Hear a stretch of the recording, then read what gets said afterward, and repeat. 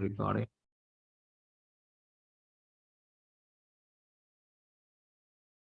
Okay, guys. So yesterday we have discussed about floor plan. We discussed still floor plan, okay, chip planning and all. Now let's try to understand the placement part. So this is very important because I think after this placement, you will be able to understand few of the things which maybe we people have discussed during the uh, PD sessions, okay, which we are going to discuss in the PD session. So the placement, before talking about the placement, let's try to understand what is a placement. So placement is as I told you yesterday, inside the chip there is a core. In that particular core, you have to place the standard cells. So placement of the standard cells, placement of standard cells in the sense, placement of the logic gates, placement of the sequential component, sequential element, combinational gate, combinational elements. That's basically is the stage, and here we place these components. That is known as a placement.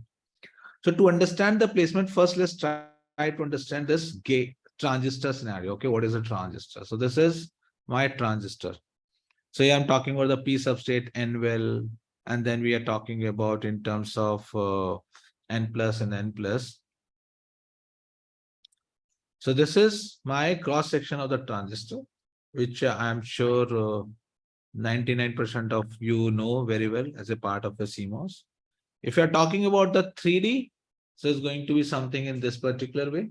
Okay, so now you can imagine like, okay, the cross section and the top view, how the top view is going to be there. So like what is the P, what is the N and N plus plus poly. So this is basically the 3D version.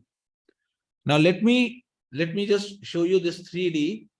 Now let's go with the top view. So if you will see the top view, it will be like something like this. So see, just go back. So green and a green, there is a boundary, okay? And then there is a red, there is a boundary. Inside the red, there is a purple, and then the dark red, which is a poly. So the same thing I have done here. The blue is basically the P substrate, then the two NMOS region, then there is a PMOS region which is in the red. Then, sorry, the red is a N-well, and inside that there are the two PMOS region which is in the purple. The poly, which is a dark red, that is something I just skipped it here. But at least now you can see like, okay, there is a NMOS region, there is a PMOS region. I think the 3D to this top view, I think all of you can understand easily. Yes or no? Yes, sir. Yes, sir. Yes, sir. Okay. Okay, so great. So this is my P substrate. Inside the P substrate, this is my top view.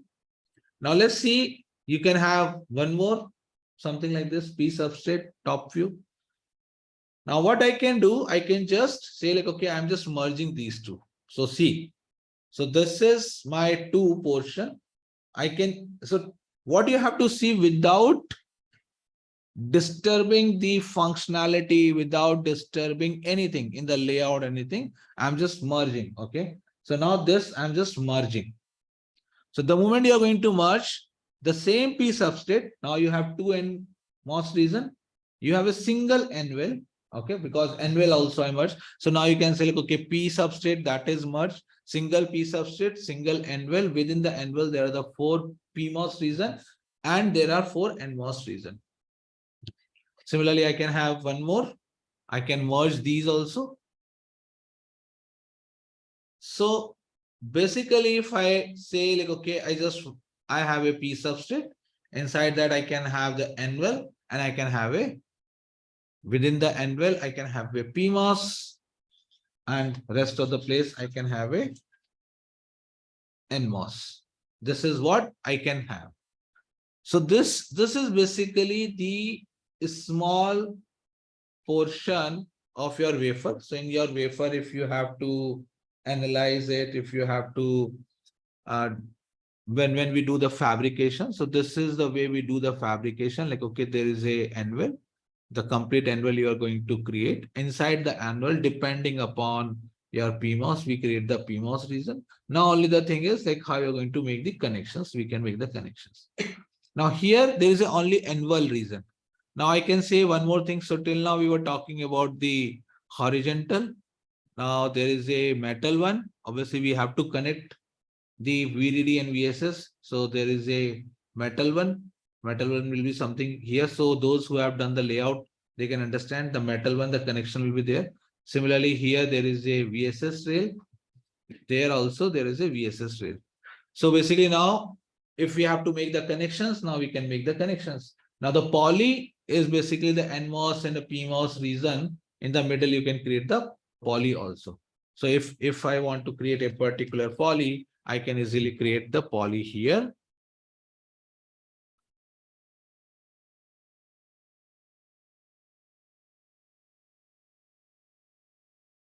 Maybe I can say, okay, this is my, or maybe I can do no. This is my poly. This is my poly. So now if this NMOS region and the PMOS region, which I'm talking about, so it has the poly in this particular way. But tomorrow you can say like, okay, Puneet, why there is a single poly? If I'm going to talk about the NAND gate, AND gate, then my NMOS region and the PMOS region is going to be the bigger region. And there are going to be the multiple poly. So I will say, okay, no problem. Let's do in this particular way. Consider this is your complete NMOS region. So now this becomes your complete NMOS region. Okay, no problem here. So you have this NMOS region here. Similarly, you can have a PMOS region also. So this is going to be your PMOS region.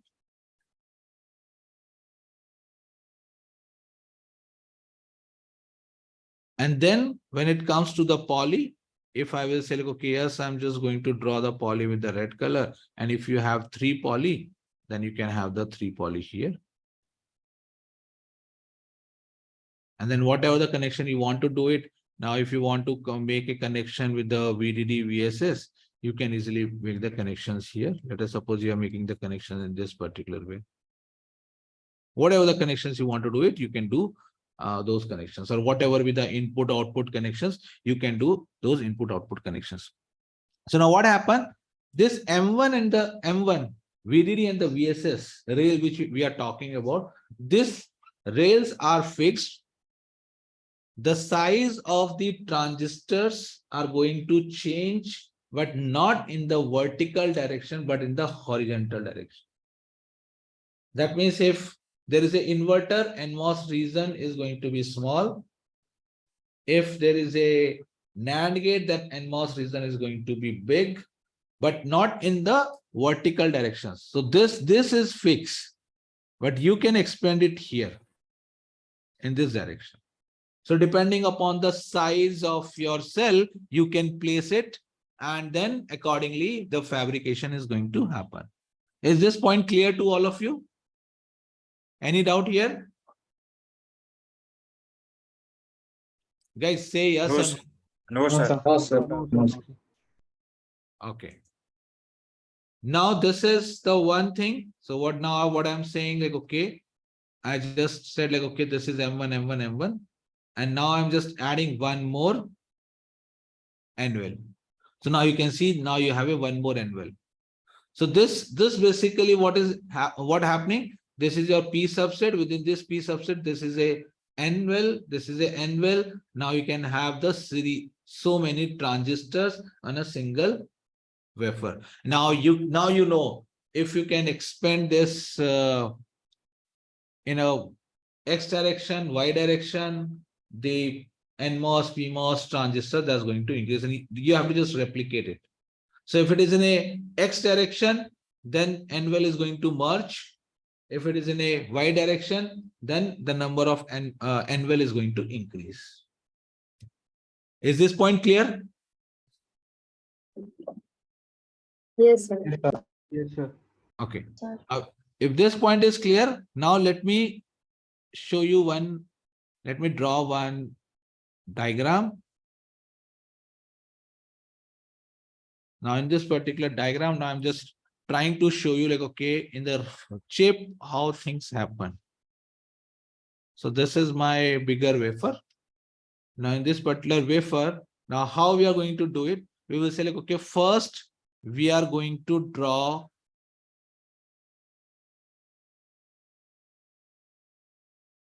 M1. So this is my M1. This is my another M1. This is my another M1.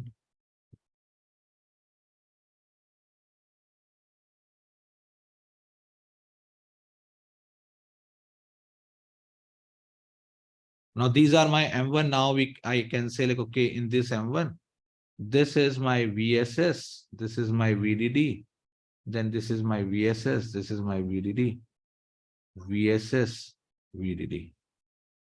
So this is what we have done as a part of a power planning. So this also comes as a part of a power planning. Like, okay, in a power planning, we will do in this particular way. Now, once this is done, then we are talking about like, okay, NMOS and the PMOS region. Now let's talk about the NMOS and the PMOS region. If I will say like, okay, this is my PMOS. Sorry, this is my NMOS region. And let us suppose this is my PMOS region. So to make the PMOS region, what I have to do, I have to create this N-well also. So this N-well is going to be somewhere here. So now this is my N-well.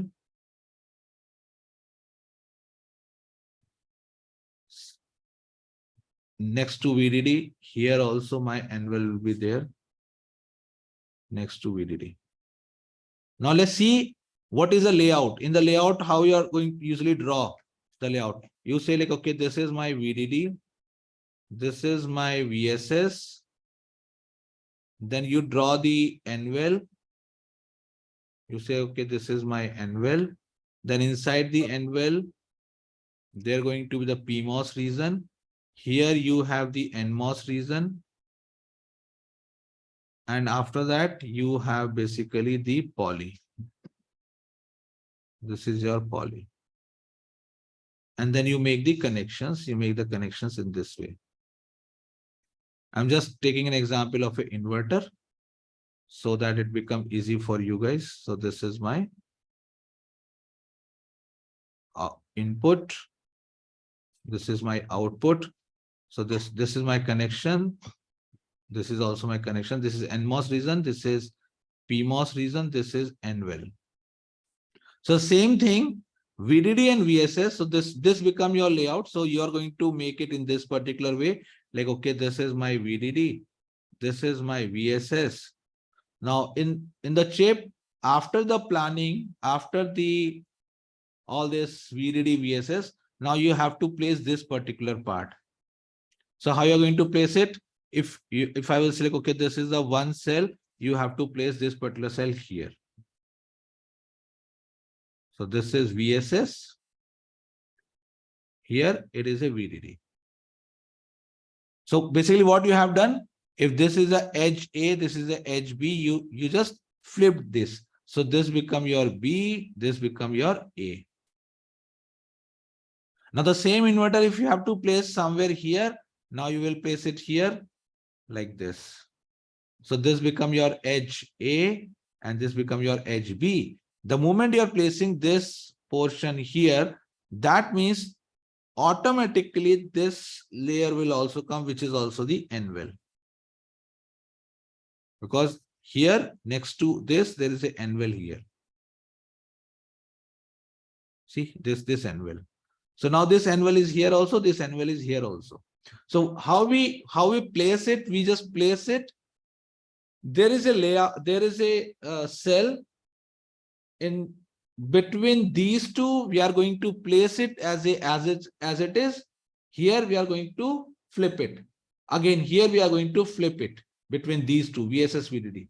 Then again, here we will place as it is. Here again, we are going to flip it. So from the layout perspective, we usually talk about like, okay, the PMOS ऊपर होता है, okay, and NMOS नीचे होता है. We usually refer the ऊपर and नीचे in this particular way.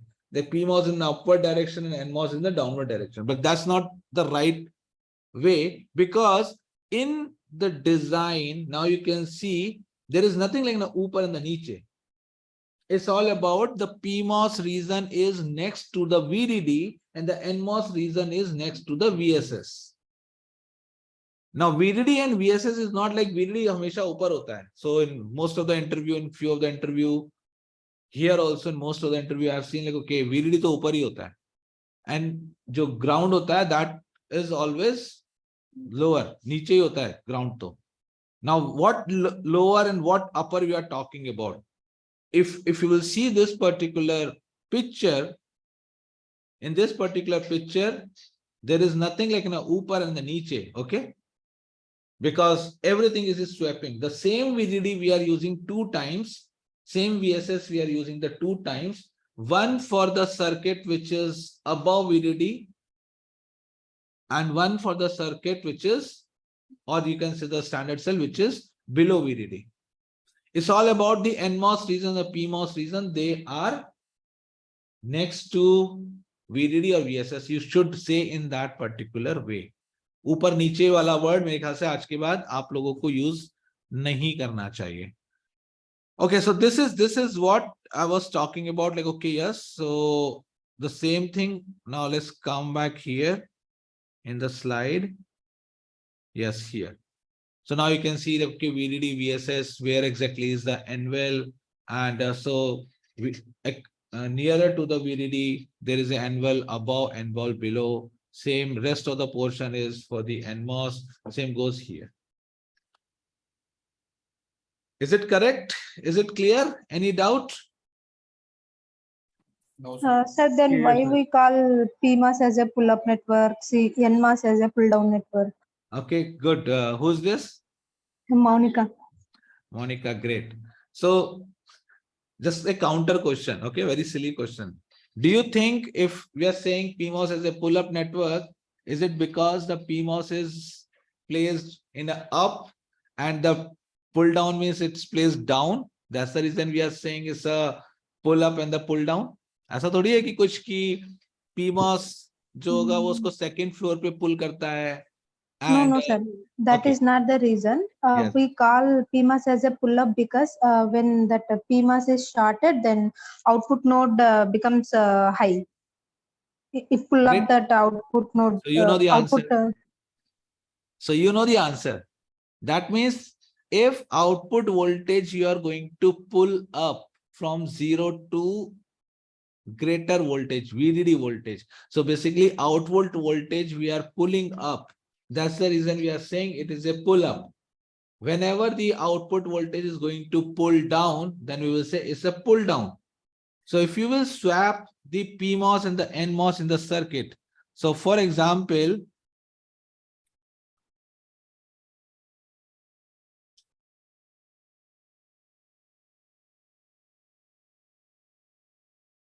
Sir, आप mute हो गए.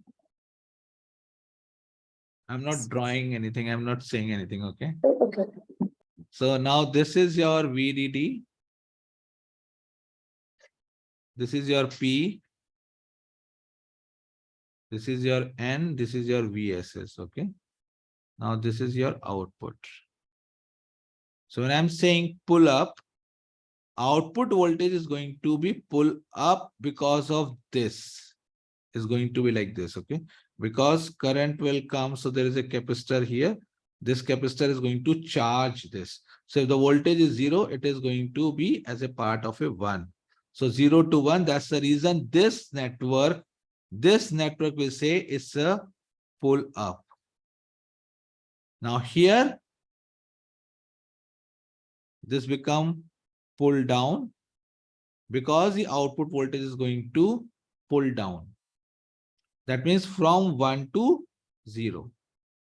Now, in the same circuit, if I will say this is a VDD,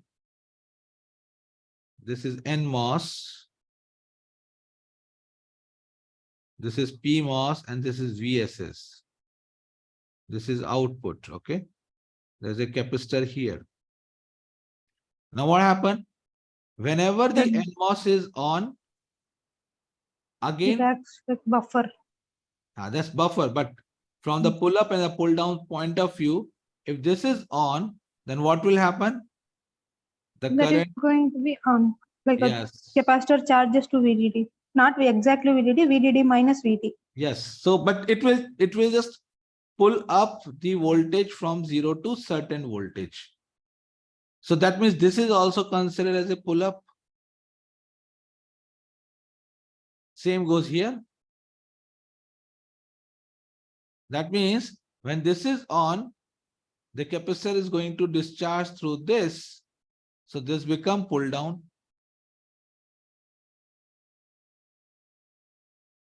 So basically what we are saying is basically VDD. If you will say it is a pull up, there is a pull down, and then there is a VSS. Then we say, okay, this is my output. Now, whatever be the input you want to apply in this particular way. So pull up and a pull down, that means in a pull up, you can have a NMOS also. In a pull up, you can have a PMOS also. Similarly, in a pull down also, you can have a NMOS, you can have a PMOS. If you have this NMOS and the PMOS in a pull up and a pull down, whatever the circuit I have just drawn in the previous slide here, the functionality of the circuit is going to change. The functionality of the circuit is going to change. But the phenomena of the pull up and the pull down is going to be as it is. So when you made the statement like, okay, PMOS is considered as a pull up and NMOS is considered as a pull down, so statement was wrong. It is like for the pull up, we use PMOS. Most of the time we use PMOS for the pull up network, and we use NMOS as a pull down network most of the time. But that doesn't mean we cannot just interchange this. Is it clear now, Monica? Yes, sir, it is clear. I think it's Thank clear you, sir. to the rest of the people also. Yes, sir. Yes, Sir, one Yes, basic sir. doubt, sir. Yeah. Sir, in fabrication of CMOS, first we take P substrate, then we diffuse N plus to make N mass, and for P mass we create one N well in a twin tub process. N well, and then we made P mass in that N well. Yes. Both N mass and P mass there in that total P substrate. Instead of that, I have to take a N substrate, and first I diffuse P plus regions, make one P mass, and then I do P well. I create a N mass. Is this way? But I know in the actually taking P substrate and making N well, this is the standard process. But why can't we make like this opposite reverse process? So that's not a reverse process. That's basically, okay, so everything is going to be start from the substrate. What kind of substrate you have? If you have the P substrate, then the process is going to be the way we do it. If we will Yes, take the N substrate, then it's going to be the same as you're talking about. So it's all about from where we are starting. If we are starting from the P substrate or we are starting from the N substrate. It's just like in outside word, getting a P substrate is easy compared to the N substrate. That is the one reason. Oh. Another reason is if you will just study, then you will come to know, like when we are talking. So basically P substrate and N substrate is what? P substrate in the sense it is more Diffused with the P. yeah, it has more basically majority is as holes, okay? Yes, sir. Another one majority is electrons. Yes, sir. So if you will study, then you will come to know like, okay, what kind of material you will get easily, or you can just make it in the lab, whether the P substrate or the N substrate. So from the availability point of view, the second thing is in terms of the electrons and the holes, like, okay, the behavior of the electrons and the holes and how that is going to be like uh, getting a p substrate is sorry, in terms of the having a electrons and then versus holes, what is the difference? Then if you will see, then you will come to know. Okay. Okay. Okay, sir. Thank you, sir. Any other question?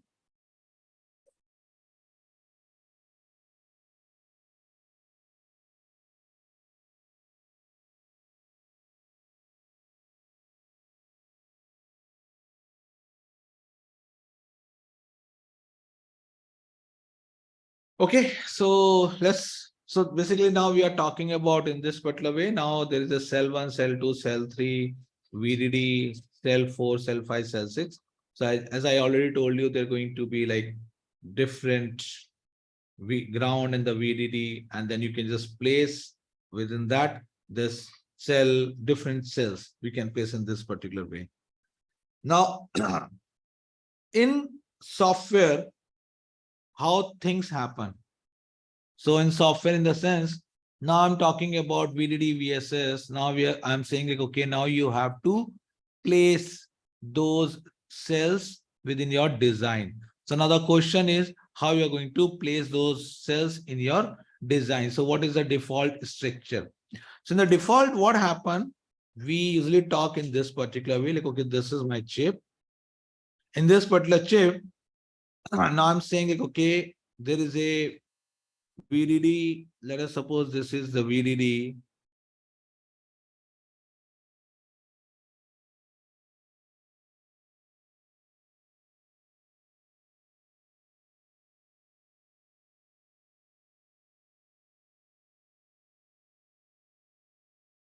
Click, okay, just place the different standard cell here. So just like I gave you a portion and I said, I gave you the ground, and in that particular ground, I asked you just park your vehicle. So how you're going to park your vehicle? So if I will give you a plain ground, and if I will tell the Shubham, Amit, or Abhichandan Pandey, like, okay, you have the car, and now you have to park your car here. So what will happen? Abhichandan will come, Abhichandan will say, like, okay, this is my car. Okay, let's do one thing before that also. Let's remove these also. Then you can easily understand, okay? If I will ask the Avichandan, okay, park your car in this particular ground, Avichandan will come, Avichandan say, okay, this is my car. Shubham will say, okay, this is my car. Because Shubham has a bigger car. Santosh Yadav will park like this. Manohar Reddy will park like this. There's no problem till now. Now the next person will come, they will park here. Next person will come, they will park here. Now you can see people are not organized. They are just parking just like this.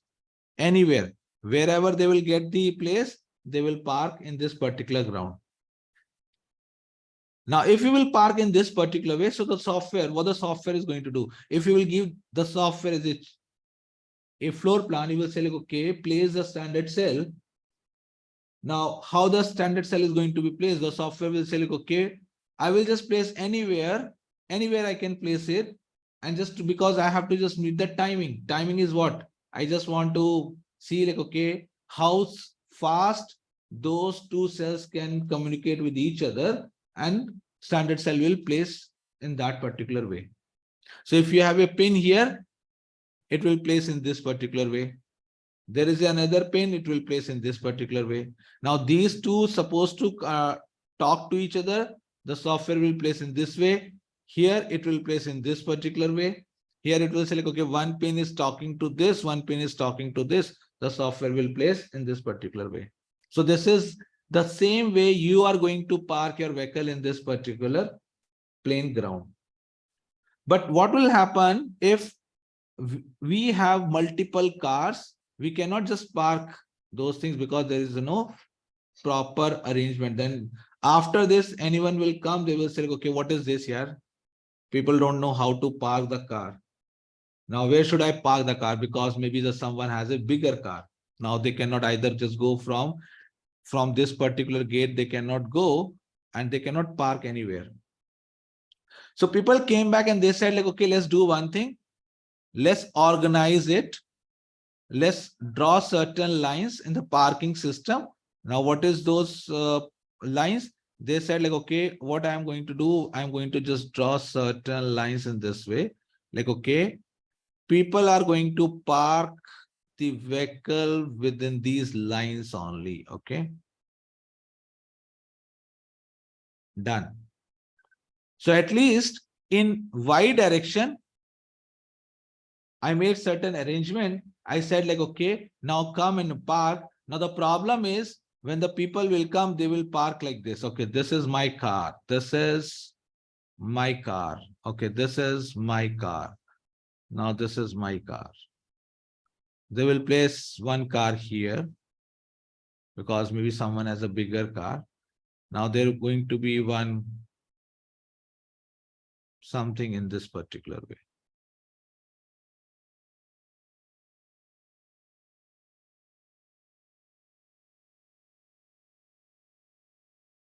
Now there is a reason I'm just trying to fill this. Now these are the different cars. I just place it. Now there is a car. The size of the car is little bit bigger. Okay, let me. This is the size of my car.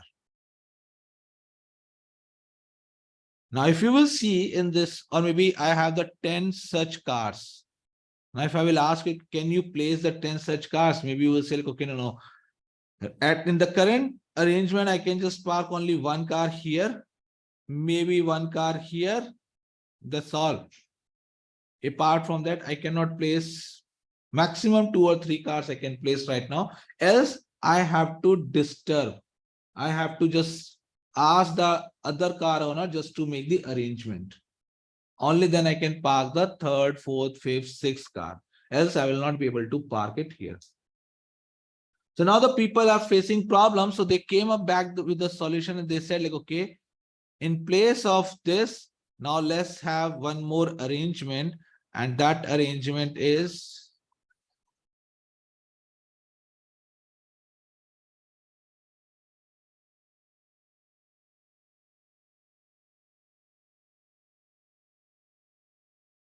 I will divide this area also in this way.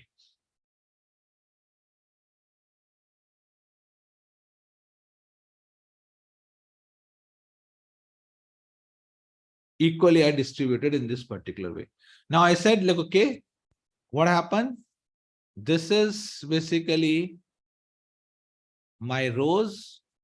So these are my rows. So I created the rows. So there are the row. Now you have the row 1, 2, 3, and the 4.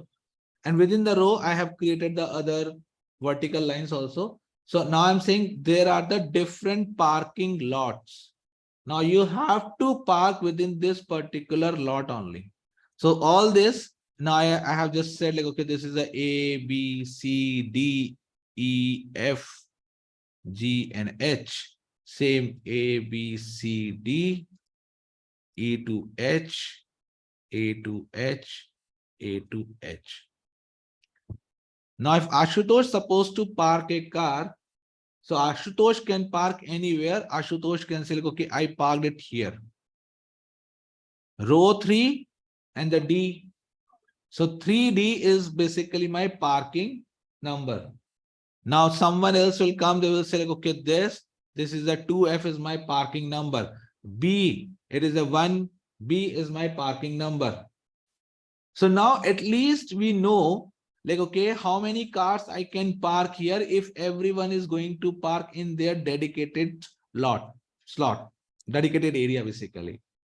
So we know very well it is a 3 plus 3 plus 3, 6, 7, 8, and 8, 4. That means 32. We can easily place 32 cars, which is not possible in the previous case. So this concept which I just showed you in the physical design, that is known as a side rows. Side and the rows. So in the placement, when you are going to study, then you will see like, okay, yes, side rows. And in the floor plan, we create this side rows. So if you have studied that today, the little bit about the floor plan and yesterday also. So if you have studied there till now is good. If not, then the next session, maybe you will talk, they will talk about the side rows. So that means as a part of a floor plan, we create this side rows. Now, once the side rows are done, then the next question is how you are going to place the standard cell. So, you know, standard cell, consider it as a car. Now you know where exactly you have to park or you have to place your standard cell. Now, we have seen one structure where the VDD and the VSS is there. So the same thing come into the picture. They said like, okay, let's do one thing. I'm just making the set one more arrangement here. This is basically the VDD. And this is basically the VSS. This is VDD and this is VSS. Consider this, that all the cars is going to face VDD. Okay, the front of the car is toward VDD. Okay, and the back toward VSS. So what is going to be happen in your case? So you are going to place the car here. This is your front. This is your back. When I'm going to place the car here, park the car here, I will say the back and this is my front. When I'm going to park here, this is going to be front, this is going to be back. So in this particular way, I can interchange and I can just place my car. And that's what we are doing in case of a standard cell also. VDD, VSS, we know, okay, VDD is going to be next to the PMOS, then we will just place the PMOS. Next to the VDD, NMOS, we will place next to the VSS. That means we will just swap and we will just place just like that. So that means that is again solving my problem. Now, Nitin is asking one question. Nitin is saying like, okay, sir, everything is good, but there is a problem. The problem is like, okay, standard cells have the different sizes. Inverter has only one poly. NAND gate has 2-input NAND gate has a 2 poly. So the sizes are different. And now what is the size we are talking about? The size in this particular way, because we said VDD and the VSS, this height, this is known as the height. This is going to be fixed. It is for the inverter. Now, if there is a AND gate, maybe it is going to be like this. This is going to be VDD, VSS. Again, this is my height. Tomorrow, if you are going to do if you have the bigger one, then you have to do the fingering. So fingering concept, if you don't know, maybe you can just check it once again. What is the fingering? In the fingering, the single transistor we break down into the 2 transistor. So basically in the fingering, the same thing may be like this. So this become my VSS. This become my VDD. But the height in all the case is going to be same. And that's what we are talking about, the standard cells. In a standard cell, the height is a standard. That's going to be standard. Rest of the thing you can change. So now we are changing the width. Basically, this width we are changing. The height is fixed. Now let's go back. Now what we are talking about here, we are saying like, okay, between the VDD and VSS, that means the car, the size of the car, okay, between the back to the front is going to be same. But if you're talking about the bigger car, that bigger part is maybe in the width, it is going to be bigger. So maybe you are saying like, okay, my car will not come in this particular parking lot because my car size is this. So that means I'm going to take the 2 sides. In place of a 1 side, I'm going to take the 2 sides. If my car is bigger than this, I can take the 3 sides, 4 sides. So it's all about, for the tool, is all about allocation of the sites. So if the transistor or a particular sequential element or a particular combinational circuit, the standard cell AND gate, standard cell adder, both are standard adder or standard cell inverter, they are going to have a different size. The size in case the width we are talking about, they are going to take the multiple sites. So now for the tool perspective, it's all about placing or assigning the multiple sites to the bigger cell. Is it clear? Yes, sir. Yes, Okay.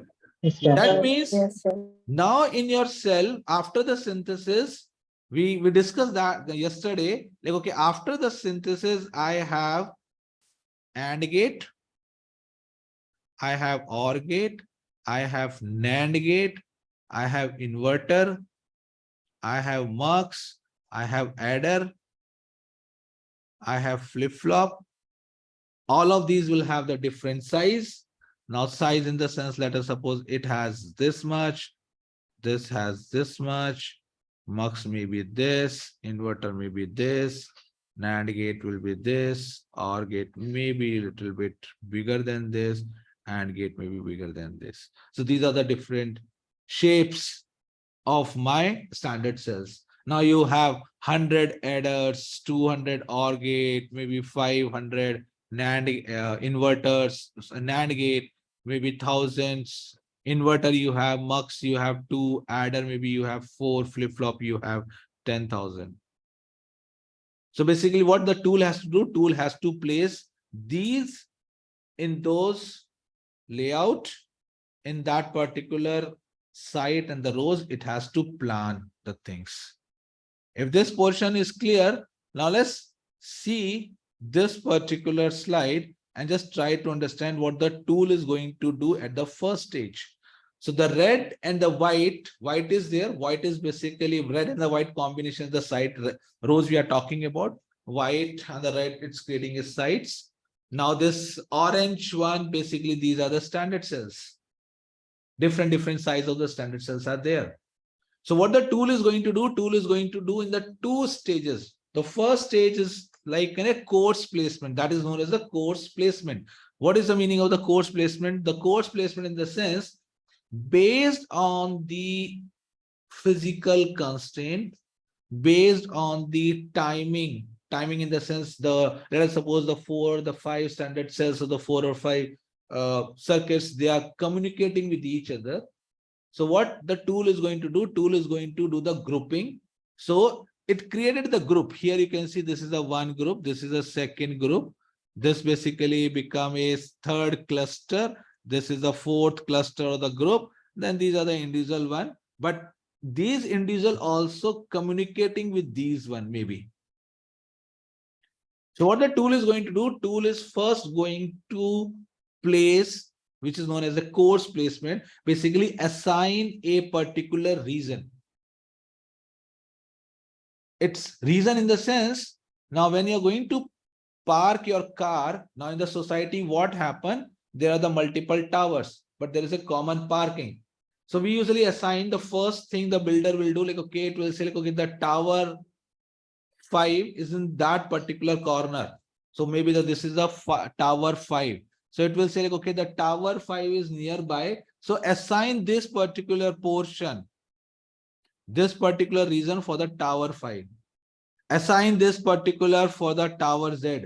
This is the some other tower. So right now it is not assigning the exact parking. It's not saying like, okay, this is your parking. It's not just giving you the parking number, but it is telling you like, okay, your parking is going to be that particular corner of the society because your tower is that particular side. So the first stage of the placement is tool have millions of transistors, millions of gates. The first the tool is going to assign the reason, and that is known as the course placement. Now, once the course placement is done, then the tool has to just assign, or you can say register, or you can say legalize your parking slot. So that is known as a legalized placement. So you can see See these two. Same thing is just moving here and there. Okay, that means first we assign this. So now in this particular region, there is a one bigger one, small, and the one bigger one. And after that, see this bigger one came this particular side, this small came here, this middle one came here. That means at this particular stage, we are legalizing the placement. That means now we are assigning the sites to you. So the placement, when the tool is going to do the placement, the first thing, it based on the timing constraint, based on the physical constraint, it is going to assign the reason to the different standard cells. And after that, when it figure out like, okay, yes, now I'm able to meet the timing, power, physical constraint. Now let's legalize the exact site. Then again, tool is going to assign the sites which is available nearby. And it is going to say like, okay, now this is your site. And this site, this is your site in the sense, now when I'm going to do the fabrication, then this transistor is going to be placed at this particular location only. So that means now I can assign the coordinates of that particular cell also, like, okay, in this particular floor plan, this is the coordinate of my inverter, of my NAND gate. Once those inverters and everything is going to be assigned, after that, if you are going to move it here and there, means first of all, it's not like very freely you can just move it. Because then if it is going to do it, that means again you are saying like, okay, I have to just do the course placement. There should be a solid reason to move one inverter from one place to the another place. So these are the two stages of a placement: legalized placement and the course placement. Now, when it comes to the timing point of view, yes, during the legalized placement also we have to do the timing, because the timing is going to be happen. It is going to check it, only then it is going to assign the reason whether the timing is meeting or not. So you have to do that timing analysis. That means during the placement stage also you have to do the timing analysis. You have to do the timing check. If the timing is not meeting, then that placement is not correct. You have to replace your standard cell. Again, maybe you have to reassign the reason also, or maybe you have to reassign the site also. You have to do in that particular way. Is this portion clear? Like, okay, why during the placement STA or the timing analysis is important? Yes or no? Yes, sir, it is important. Yes, sir. Yes, sir. Okay, great. So now, like I said yesterday, optimization in the sense, whatever the tool can do automatically, that comes as a part of optimization. If you will give the enough time to the tool, then the tool is going to optimize it, and tool will say like, okay, yes, this is the reason of this particular standard cell. And even after the legalize, if the tool is not able to close 100% timing or not able to meet all the constraint, all the timing constraint, then maybe you have to come and you have to say like, okay, now let me fix this particular part. Now I'm going to change the location, placement of this particular standard cell here and there. Maybe you will do some other arrangement also. So this is basically the legalized placement and the course placement. Now, like we studied yesterday, after the placement, the next thing come, that is the clock tree synthesis, which is the clock tree. So what is basically the clock tree? Let's try to understand. So clock tree, before understanding the clock tree, let's see the complexity of the clock. So what I have done, I have just created a couple of I took a snapshot, created a couple of blocks. Inside the blocks, there are the sub blocks. So you can see all this orange, yellow, blue, all these are basically the blocks. So I just randomly took a layout, you can say, or the floor plan of a particular design. The white wire, first see this red wire. So this red is coming from the PLL. PLL is a clock generator. From here, the clock is coming, and clock is coming till this particular point. And after that, everywhere this is a white line. Now, one thing which is very important, which we just discussed couple of minutes back, yeah, or you can say that is the starting of the session, that is a synchronization. So what is a synchronization? Synchronization in the sense, all the blocks, all the elements should have the clock, and those clocks, when I'm saying synchronize, so like we are talking about in the real world, it is a time zone. Okay. So right now, if I'm telling you like, okay, all the people in the India, they are at the same time zone. That's what I'm talking about. Same time zone in the sense, if I'm saying 2 o'clock, so 2 o'clock everywhere. If I'm saying 2:30, is 2:30 everywhere.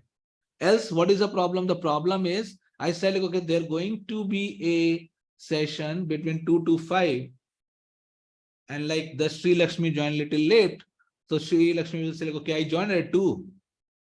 Because her watch, the 2, and my watch 2, both are different.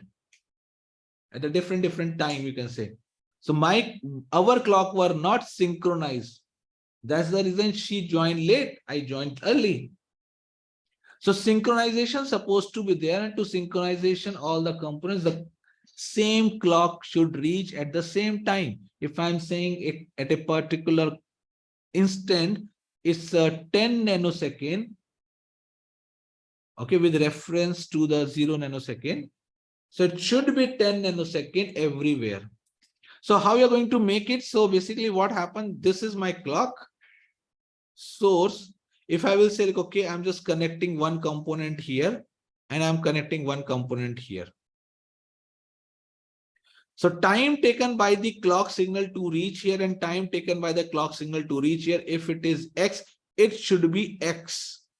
Then only you can say, like, okay, this and this are 100% synchronized. Or you can say, like, okay, both are getting the same clock at the same time. If it is X and if it is X1, at least these two people know each other.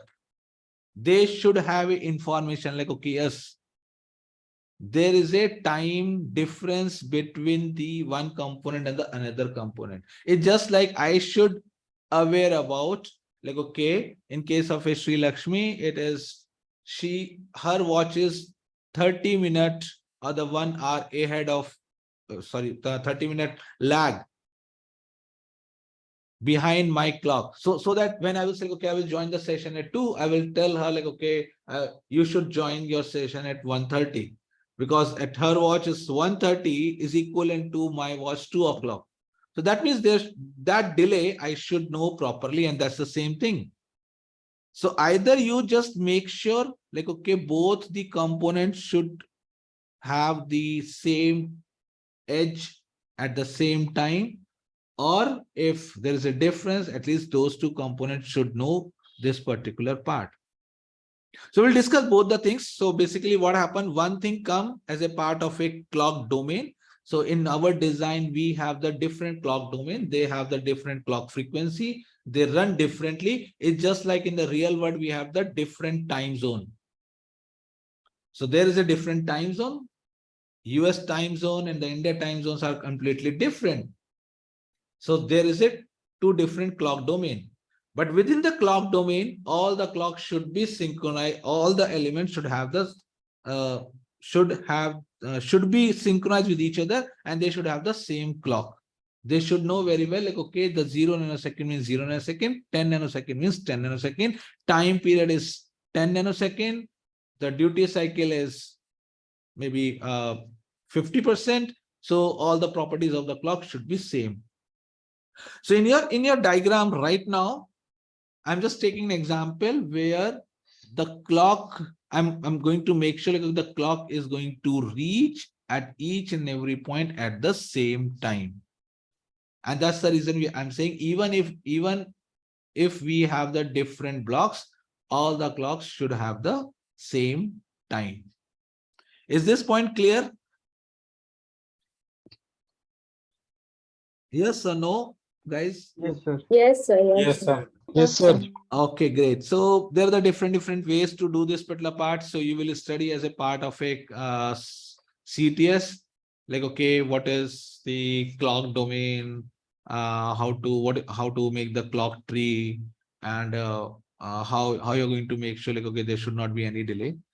But when we are talking about the timing, when we are talking about the clock, so obviously the clock is going to define the delay. That's the reason this is one of the important component as a part of a STA. Like, okay, this is the clock tree.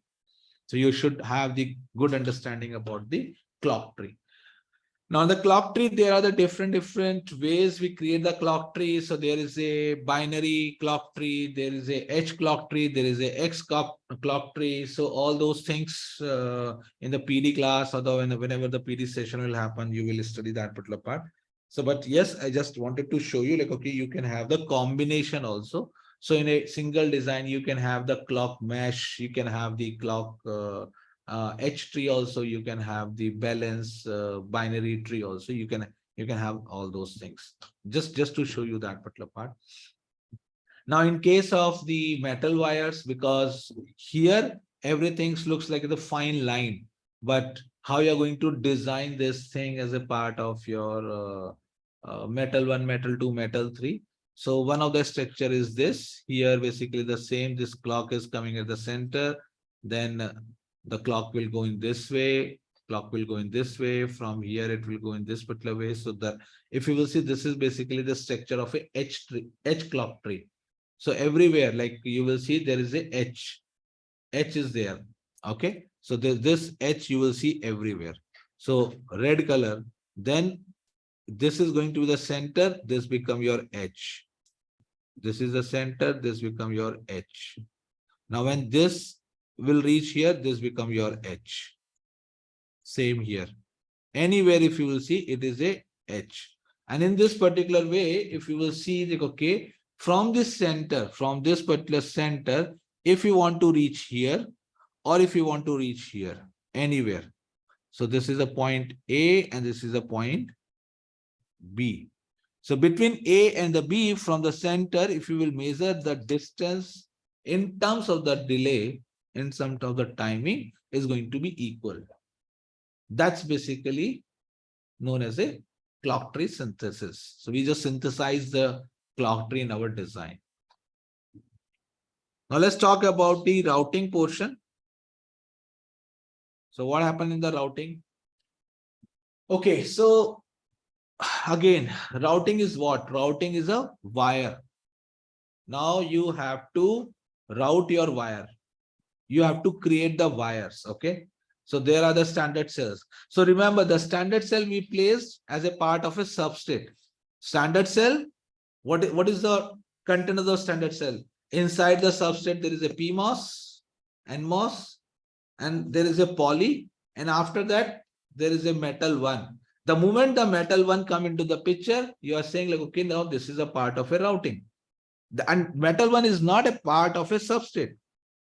So if cross section, if I will say this is a substrate, okay, here basically the N well, you have PMOS, NMOS, N plus, N plus, P plus, P plus.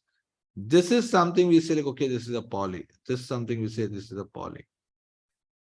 So till the time you are in touch with the substrate, that is a one portion I just explained you till now. But after that, you have to make the connections. So there is a one more set of this, okay?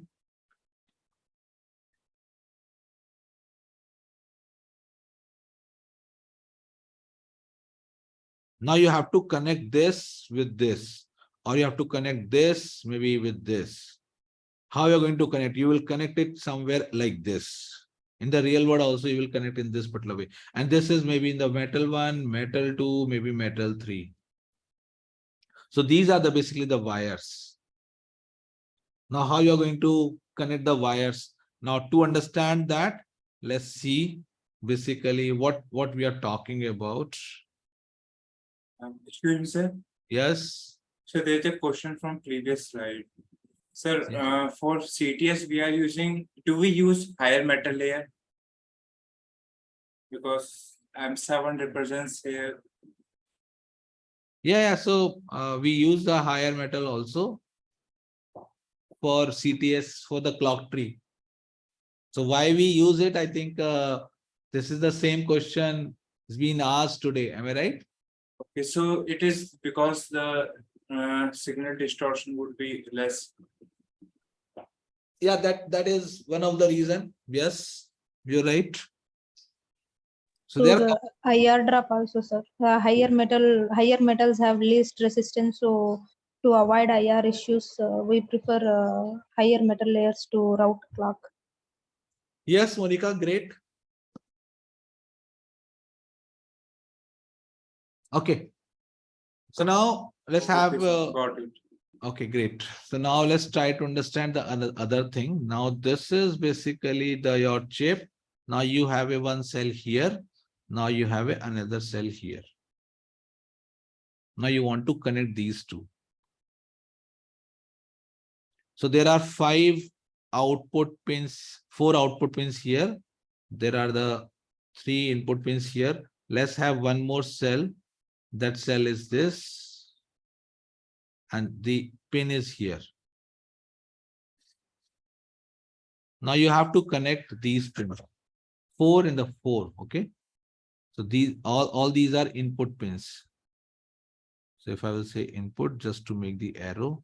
Okay. And these are the output pins. Now, there are 2 ways you can do this connection. One is with the help of the tool, or you can say, okay, I can do it myself. Now, the question is how the tool is going to do it. It's the same thing like we were talking about. The tool will say, like, okay, it's very easy. I will connect like this.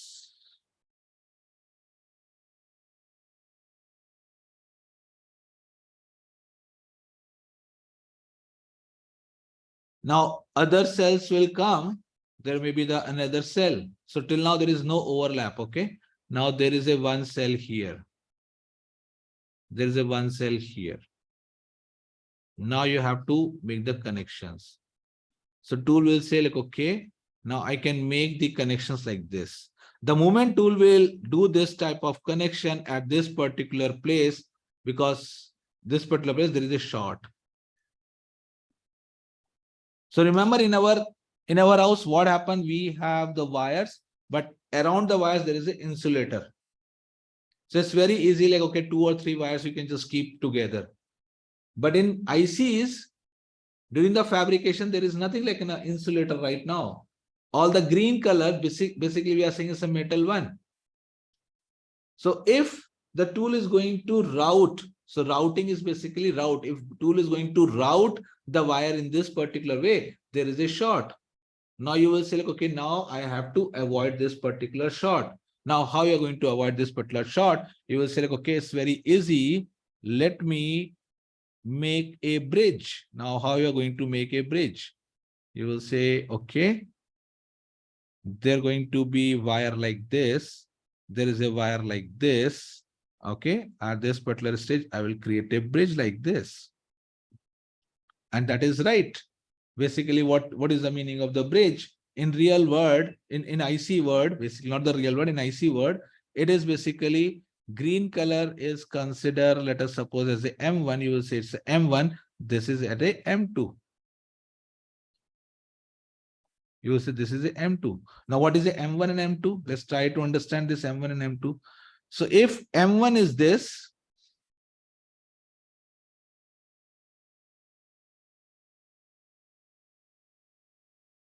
then M2 is going to be this. Now, what is the meaning of this M1 and M2? Substrate is this. That means with respect to the substrate, there going to be a height.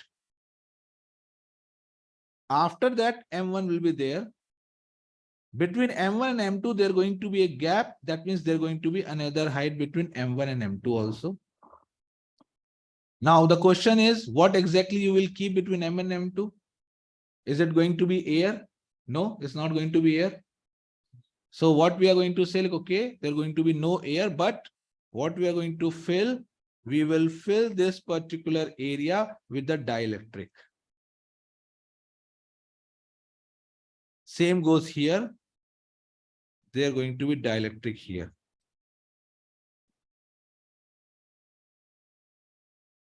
That means you have the substrate. After the substrate, you will have the dielectric. Then you have the metal one. Then you have the dielectric. Then you have the metal two. So the fabrication is going to be happen in this particular way. So dielectric is going to be, dielectric is considered as an insulator. That means that between M1 and M2, no current is going to pass.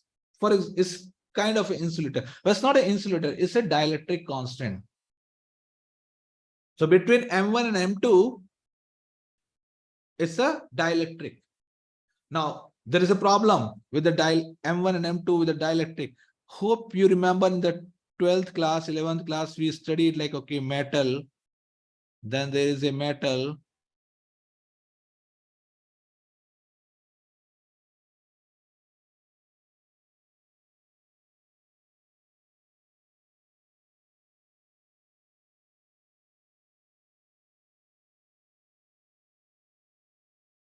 Yes. Two metal plates. This is connected with the logic. This is connected with the voltage. Between them, there is a dielectric constant, which is a epsilon. Then there is a capacitance C equals to epsilon A by D. Now, what is this D here? This is the distance we are talking about. This is the area we are talking about. Two parallel plate capacitor, two parallel plates, and having the dielectric. It is basically become a capacitor. The same thing is going to happen here also. So we'll come back on the capacitor part. Like, okay, what is the capacitor part? But let's go back here. So in this particular case, now you have the M1 and M2. So that means this M2, when I'm saying, is basically the bridge. Is basically so that there should not be any overlap. Good. Then the other thing come into the picture. You said, like, okay, sir, there is a one more cell here. This cell also have some connection, and I just want to give this also as an input. So I will say, okay, no problem. No, not here, sorry, here. So how I'm going to do it? I will say, okay, first green, then there is a bridge. Okay, but now again, I have to create one more bridge. Maybe this bridge I have to create. And then I have to come back and I will say, like, okay, now I will just connect this like this. So in IC, what happened when you have the millions of transistors, and then when you have to create all these wires with the bridges, that means the M1, M2, M3, M4, M5. So the way I draw the wires, that is not going to create, that is not going to solve your purpose, because it become very complex in certain stages. So people come back and they say, like, okay, we cannot do the routing in this particular way. There should be a systematic approach. And what is a systematic approach? They said, like, okay, let's do one thing. First of all, we will not do the routing in this particular way. We will do the routing in a way like, okay, yellow, yellow, yellow, like this, okay?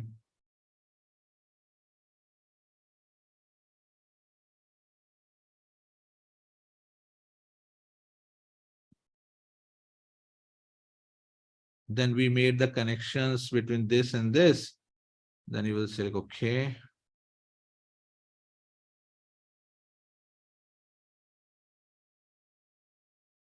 Something in this particular way. Then you said, like, okay, here also I will do the same way.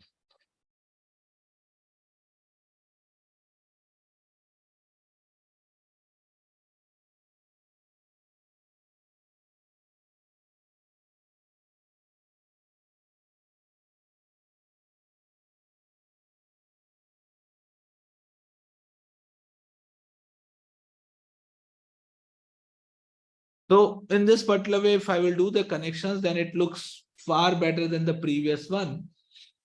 But now there is another challenge. The challenge is like, see, blue wire here, blue wire here, blue wire here, blue wire here. I am just using the blue wire here. There is no there is no systematic approach that where exactly I am supposed to keep the wires. I can just route the wire anywhere like this. Wherever the tool think, it is going to route the wire. That means if we are talking about the routing, if this is the shape, if I have to route it, the tool can route the blue wire here also, blue wire here also, blue wire here also. So basically it will have a certain shape also like this. Now you can just place like this. Now these wires cannot come very close, because if they will come very close, then there is a possibility that they can short it out. So that means to make sure like, okay, they should not short, fabrication based companies, they came up with a certain rules. So if you remember yesterday, I was talking about the certain design rules, which is dependent on the fabrication based company, they will provide you, which is a part of a physical verification. So here what happened, there is a fabrication based company, they will tell you like, okay, if this is a M1, this is the width, and if there is another M1, then there should be a minimum spacing you have to keep. So this is the minimum spacing and the minimum width rules they will provide. Less than this minimum spacing, that means there is a possibility of that the two wires can short with each other. Less than the minimum width, there is a possibility like, okay, during the fabrication, it become open. I will explain you in another slide, like, okay, how it is going to happen. But right now, consider this like, okay, there is a certain rules. So what is happening, like, okay, the tool is going to place randomly these wires right now. So to optimize the placement, to optimize the routing, now again we came up with the concept. And now what is the concept? That concept is, in this particular, we will have tracks like this.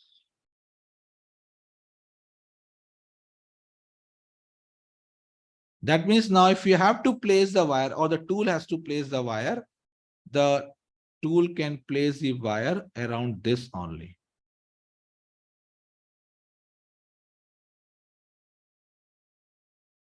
Yeah, so these lines are not the straight lines, that's the reason. Okay. So basically it will be, let me put it in a different way. So the tool is going to place the wire like this, in this way. So like in the case of a placement, we have the concept of the side rows.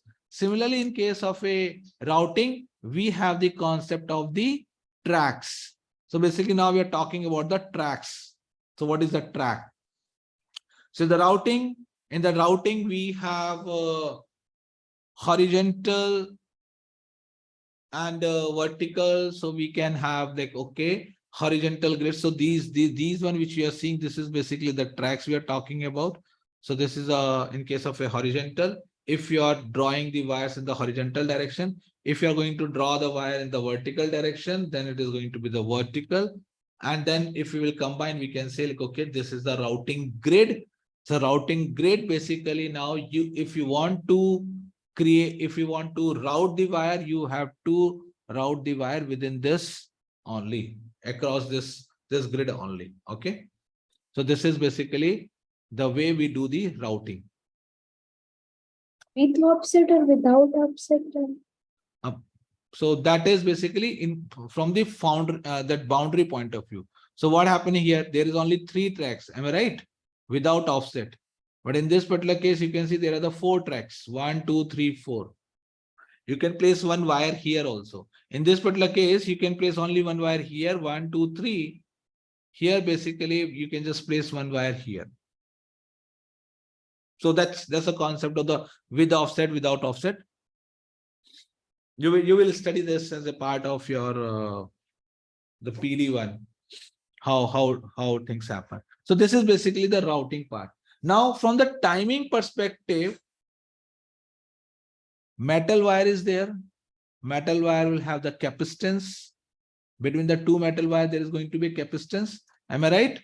So that means if this is your metal wire, we can say at this particular place, there is a capacitance. Metal wire is a metal wire. It has a resistance also. Do you remember? There is something like RC circuit. This is the RC circuit. So if I'm saying there is an inverter here, there is an inverter here. So that means this wire has a capacitance, this wire has a resistance. So don't you think this wire has a delay also? Delay in the sense it will take some time. Yes, sir.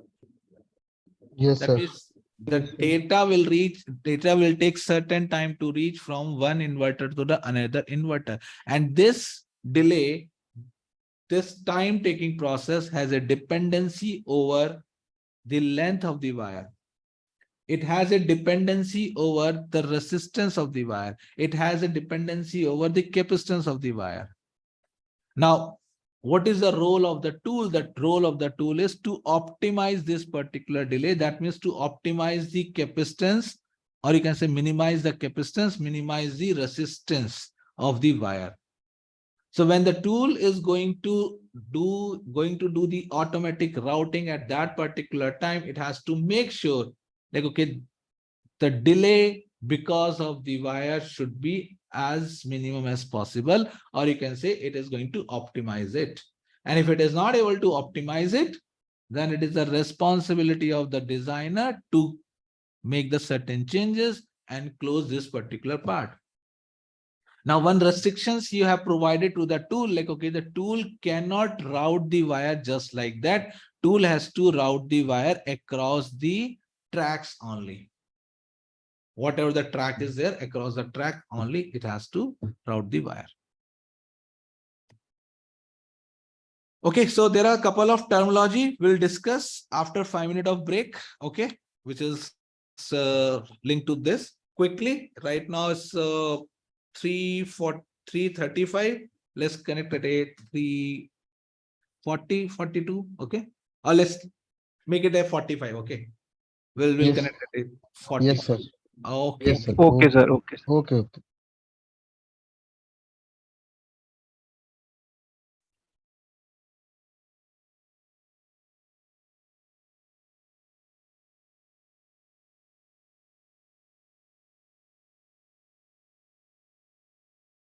Okay, so when I was talking about the metal, Sir, your voice is sir breaking. आप हाँ sir आपका आवाज बहुत break हो रहा है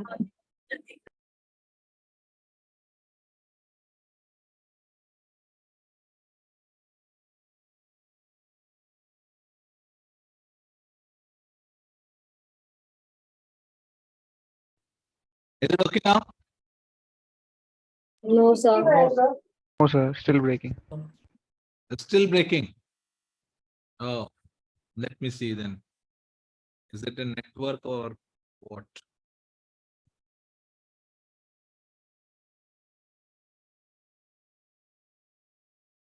The network, yeah.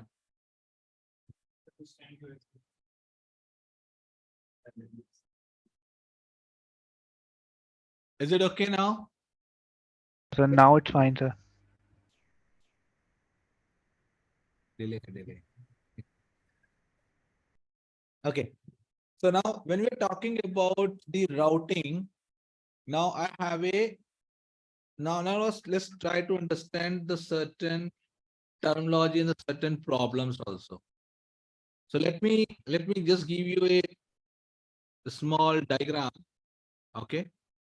And let's just try to understand this particular diagram. What is in this particular diagram? So just let's talk first this portion. आपका आवाज स्टिल ब्रेक हो रहा है It's or come this. Let's see if it is still breaking because I just checked everything. It should be good. Ah.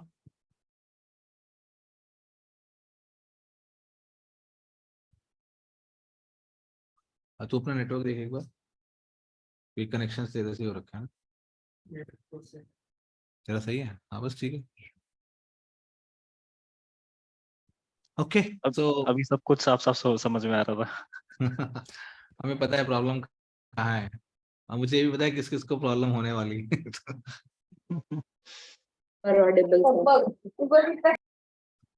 तो basically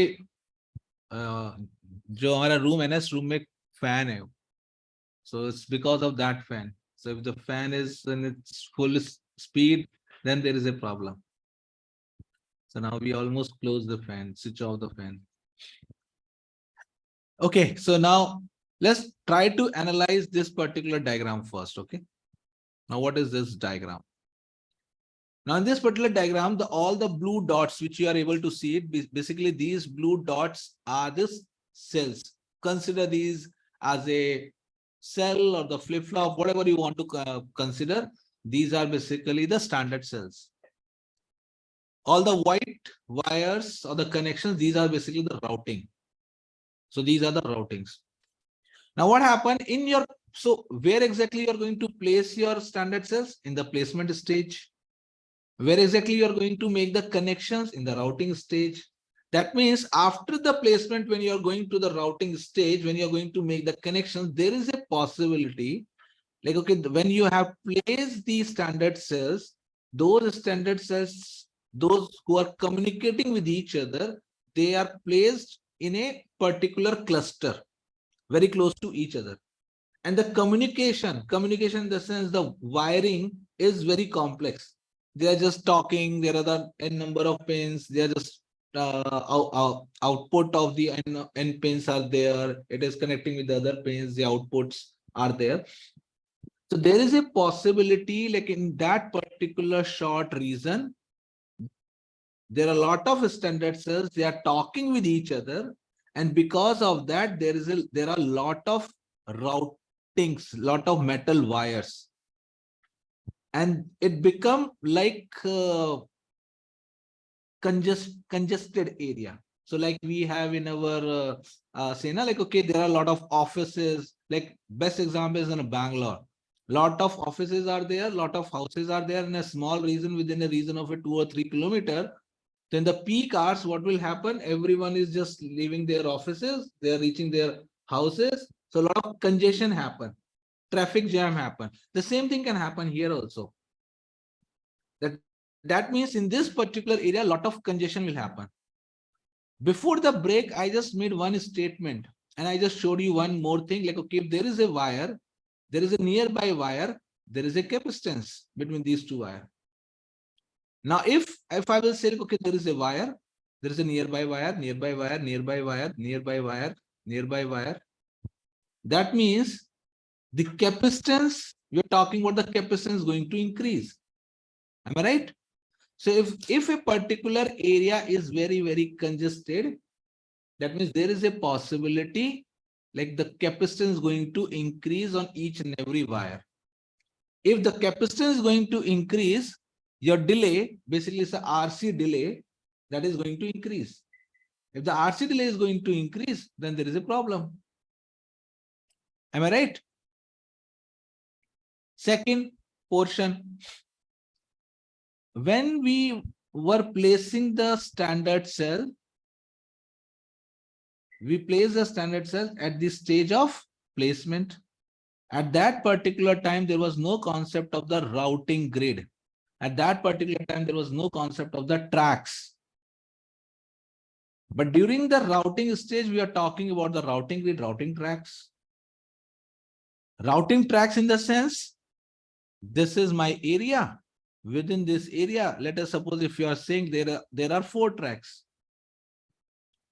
4 tracks means only 4 wire can go from here to here. But there is a possibility, like there are the standard cells placed here. And all of them are trying to communicate with each other. through this area only. There are, let us suppose 10 wires are here. Now, all the wires are trying to fit in these 4 tracks, which is not possible. So it's like there are only one road, but demand says there should be 4 lane. So it's like, one lane is there, like we usually talk about, like, okay, in a highway, there is a 4 lane, city, there is a 2 lane. So demand says there should be 4 lane, but actually in the real time, there is only 1 lane. So what will happen? There's going to be congestion. So either the rest of the people, they have to detour, they have to take some other route, or there is a problem. So when we are talking about the what is a congestion, so congestion is a term which we will use in our IC also because of these reasons. So congestion because of the routing congestion basically. Now routing congestion can be because of bad placement, or you can say because of the placement, but that placement is creating a routing congestion. So you are saying it is a bad placement. Make sense, guys? Yes? No? Yes, So sir. basically this is known as a congestion. Yes, sir. Now, what happened? There are few wires, there are few connections. They are very, very critical in nature. Very, very critical in the nature, in the sense there is a standard cell, there is a standard cell, there is a standard cell, there is a standard cell. Now you have 2 options. This connect like this, or this connect like this. But when we are talking about the timing constraint, then we said, like, okay, between point A and the point B, data should reach from point A and the point B within a 0.1 nanosecond. Between point U and X, it can reach in a 3 nanosecond. So if I will say, okay, between U and X, I always want to make this connection between A and the B. Why can't you just detour this? Then there is a problem, because the moment I'm going to detour this, it is taking 1 nanosecond. But the requirement says it should be 0.1 nanosecond. So then this becomes the definition of the critical thing. So what is the critical from the design perspective? That data point A and the point B should connect with each other because it is a critical in nature. So we will say, like, okay, critical path, the path between A and B, it becomes critical. Now I'm supposed to give the priority to the critical path. If I'm going to give the priority to the critical path, then A and the B should connect, and U and the X, maybe it will take the detour.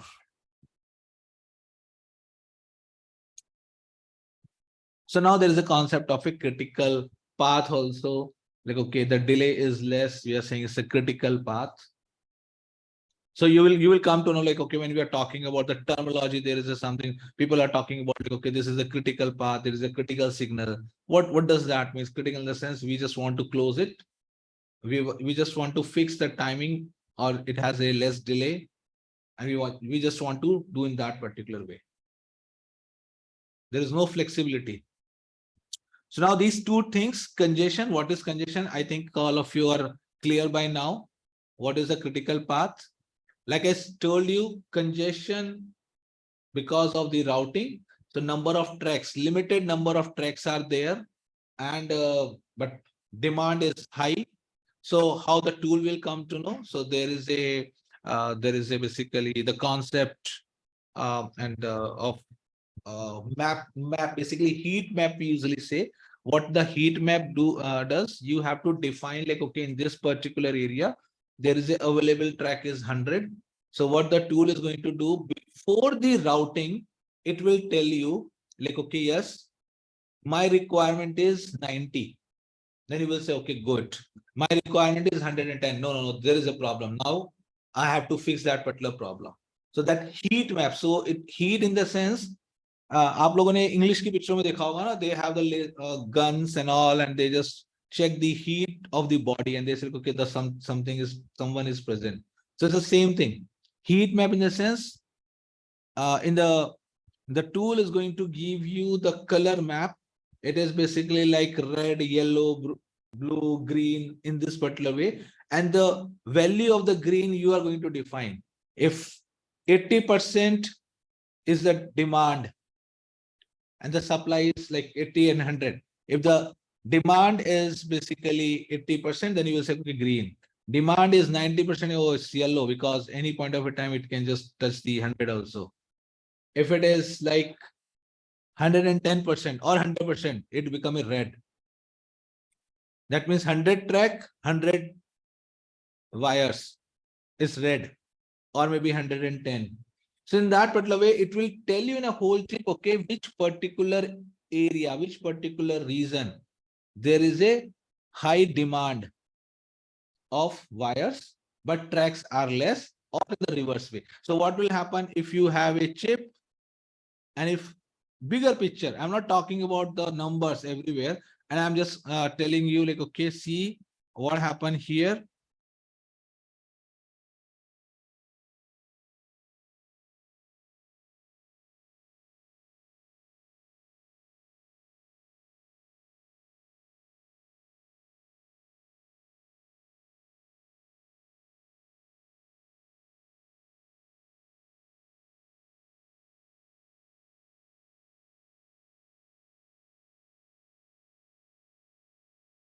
One second, guys, 1 second. Okay.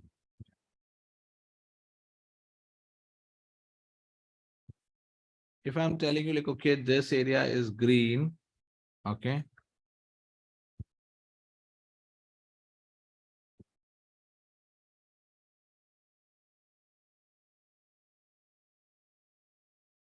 This area is red. If I will say, okay, this area is also red.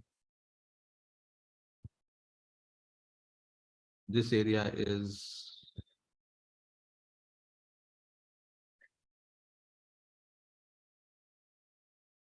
okay. So now what is happening? Now at least you can figure out like, okay, yes, this particular area is behaving in this particular way. And if you have to make certain changes, you know, like, okay, where exactly you have to focus. You have to focus in this particular area. You have to focus in this particular area, because here it is red. So congestion is here. Congestion is here. Here there is no problem. So in this particular way, you will get a heat map. So that's basically the concept of the heat map the tool is going to do in this particular way.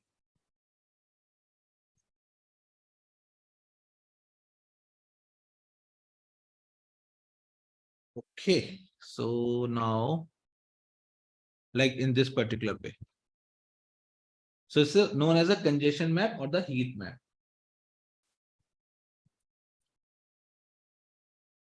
Now I have discussed like, okay, the congestion can be because of the placement. It can be because of the routing. Before the placement, there is something known as a floor plan. In the floor plan, what we usually do, we usually place the macros, or you can say the blocks, the top level blocks we are placing. Now the blocks also have input pins, output pins. So now let us suppose if you are placing the two blocks like this, and these also have the pins like this. And when we are talking about the routing, so all these are coming like this outside.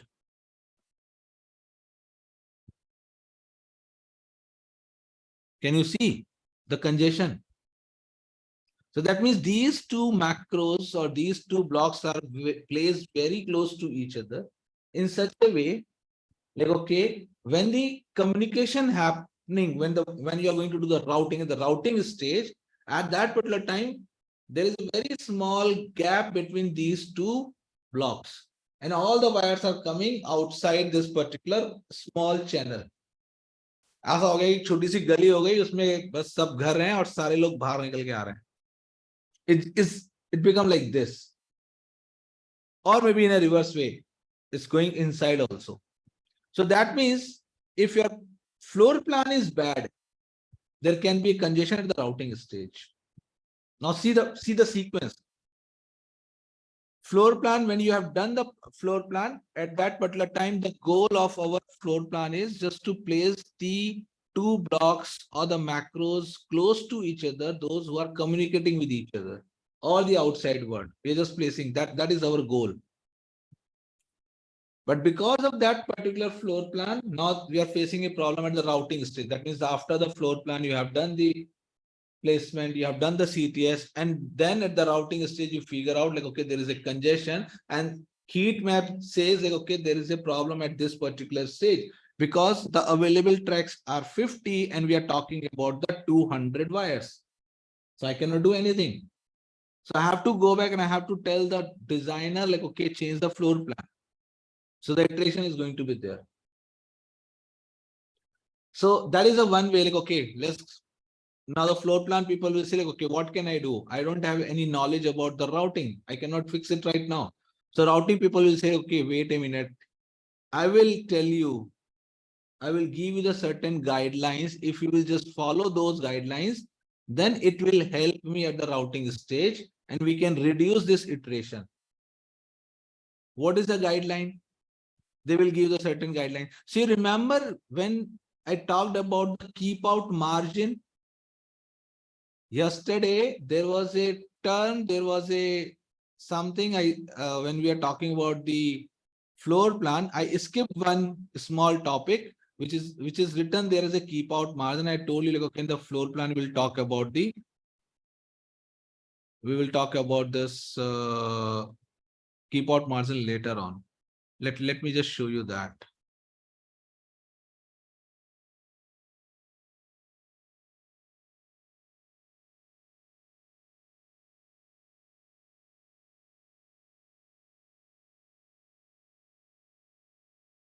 Now here, can you see this?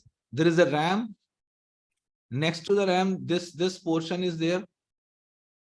You remember this? So this is known as a keep out PGNet. Here also I said, okay, keep out margin. So similarly, there are certain ways which we do at the floor plan, and at the floor plan, when we use this particular part, we just give certain guidelines like, okay, if there are a lot of pins are there, which is like a particular macros, if they have a lot of pins, so keep certain margin so that it should not create any problem at a routing stage. Similarly, in case of the placement, now there is one more term, and that term is with respect to like okay, so let me tell you in this way. So do you guys remember like yesterday I was talking about this utilization? Utilization, remember? Yes, sir. Yes, sir. Yes, sir. So utilization was like all the standard cells, if we will place, it will give you the certain number. We will say, okay, 70% we are going to utilize. The rest of the portion, we will just keep it as it is. So one of the reason of having that utilization factor is if I want to place my standard cells with a certain distance so that it should not create any problem in the routing stage. I just want to place the standard cell with a certain distance. If the utilization is going to be 100%, then what will happen? Basically, you are placing all the standard cell very close to each other. Then there is a possibility it is going to create a congestion at the routing stage. So now what we are saying, like, okay, I'm not going to place all my standard cells very close to each other. That means utilization is going to be not 100%. I just want to keep it certain space free so that it helps the routing stage. When I'm going to do the routing, it will help the routing stage. That means it will not create any routing congestion. Is it clear now, guys? Yes, sir. Yes, sir. Yes, sir. Yes. Okay. So guys, you should switch on your camera, okay, so that I can just see your faces. I can see only Pooja, okay, Pooja face. Abhichandan, Santosh, but rest of the people, you're just switching off your camera.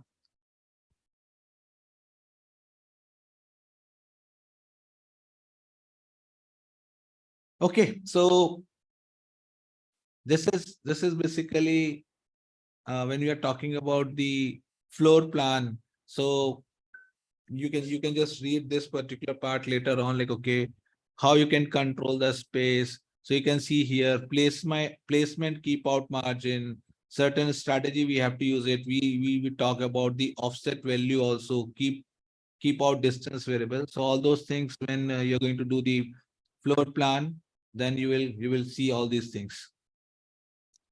So this is like, if you already have a congested placement, then if you have to fix it, how you're going to fix it? You're going to fix it in this particular way. Basically, you have to spread. You have to make sure, like, okay, all the standard cells, they are just keeping certain distance. Okay. So that is like congestion because of the placement we are talking about. So now you're saying, like, okay, congestion is there, congestion can be there. Can I, how can I tell the tool, like, okay, just make sure there should not be any congestion and do the placement? Or when you are doing the floor planning, there should not be any congestion. So always the tool has some options. So like, if you will see, I just capture one option there. It is like congestion driven. Place macro and standard cells. So if you will just click this button.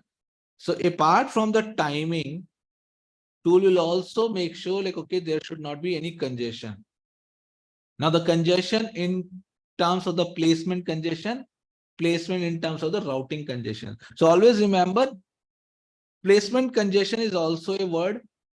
Placement congestion in the sense, in your design, maybe what is happening, all the standard cells are placed here and some standard cells are placed here. So this is considered as a very bad design, because most of the standard cells are placed in this particular region. Maybe the reason is maybe the tool has placed it because if the tool is going to place all the standard cells in this particular place, the timing is going to be very less. That is the tool expectation. But if you will see, rest of the place is very lot of available spaces there. So it should not be like, okay, if we are talking about the 70% utilization, so what the tool is doing, 1/4, it is considering 100%, rest of the places it is distributing the cells. It should not be in that particular way. It should be evenly distributed. So placement congestion term is also there. So if you will tell the tool, like, okay, there should not be any placement congestion, so then the tool is going to take care, like, okay, this scenario should not be there. Similarly, you will say routing congestion. So routing congestion, tool will make sure, like, okay, while it is going to do the routing, it will make sure, like, there should not be any routing congestion. So all those features we have in our tool. Okay, so any question till now? Hello, sir.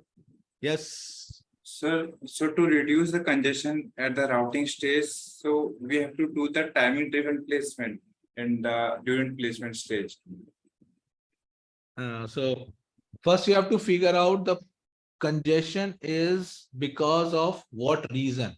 Is it because of the placement? Is because of the route, that floor plan, or is only because of the routing? If it is only because of the routing, then you have to tell the tool do the routing once again. Maybe you have to tell the tool, like, okay, this is the critical net, and just do the routing. If it is because of the placement, you have to fix the placement. And how you're going to fix the placement? You have to spread the cells with a certain distance. So there are a couple of schemes, there are a couple of ways. Like we are saying, in this particular, for example, if I will say at this particular place, I'm not going to do any routing. Now this is my chip. In that particular chip, the moment I am telling the tool like, okay, this particular place, you are not going to do any routing. That means there should not be any wire at this particular place. So you have to tell the tool like, okay, no wire, no routing. So you know very well, like, okay, the moment I will define in this particular way, what will happen? The tool is going to do the routing like this, around this, okay? Maybe whatever be the wire is there, it will be like this. So there will be no congestion at this particular place. अब आपने देखा होगा ना roads पे क्या होते हैं कि जब आपका क्रॉसिंग होती है तो वहां पे एक बहुत बड़ा सा पिलर, बहुत बड़ा सा गोल सर्कल बना दिया जाता है जिससे कि आप उसके आसपास घूम कर चले जाओ. नहीं तो क्या होगा जंक्शन पे, it can be a lot of traffic jam. और अगर आप सर्कल So we बना are creating route. सॉरी मैं कह रहा हूँ सर, हम फिर हम राउटिंग ब्लॉकेज यहाँ पे क्रिएट कर रहे हैं, right? yes, so this is known as a routing blockage. So here we are talking about the routing blockage. Now the same thing, same concept you can apply as a at the time of the placement also. You can say like, okay, this is my chip. Now you can say like, okay, at this particular place, I am applying a placement blockages.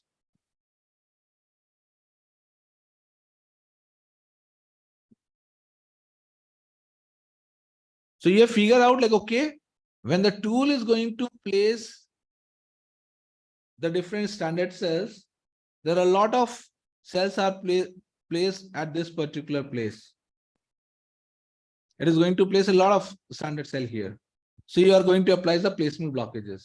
जैसे कि हमारा क्या होता है, जैसे हम जब हम किसी सेक्टर में जाते हैं तो in that particular sector, government says like, okay, you are not going to construct any building at this particular place. एक green land बना देते हैं, or maybe the park will be there. So the purpose of that is कि उस जगह पे भीड़ ना हो जाए, congestion ना हो जाए. The placement blockages कर दिया.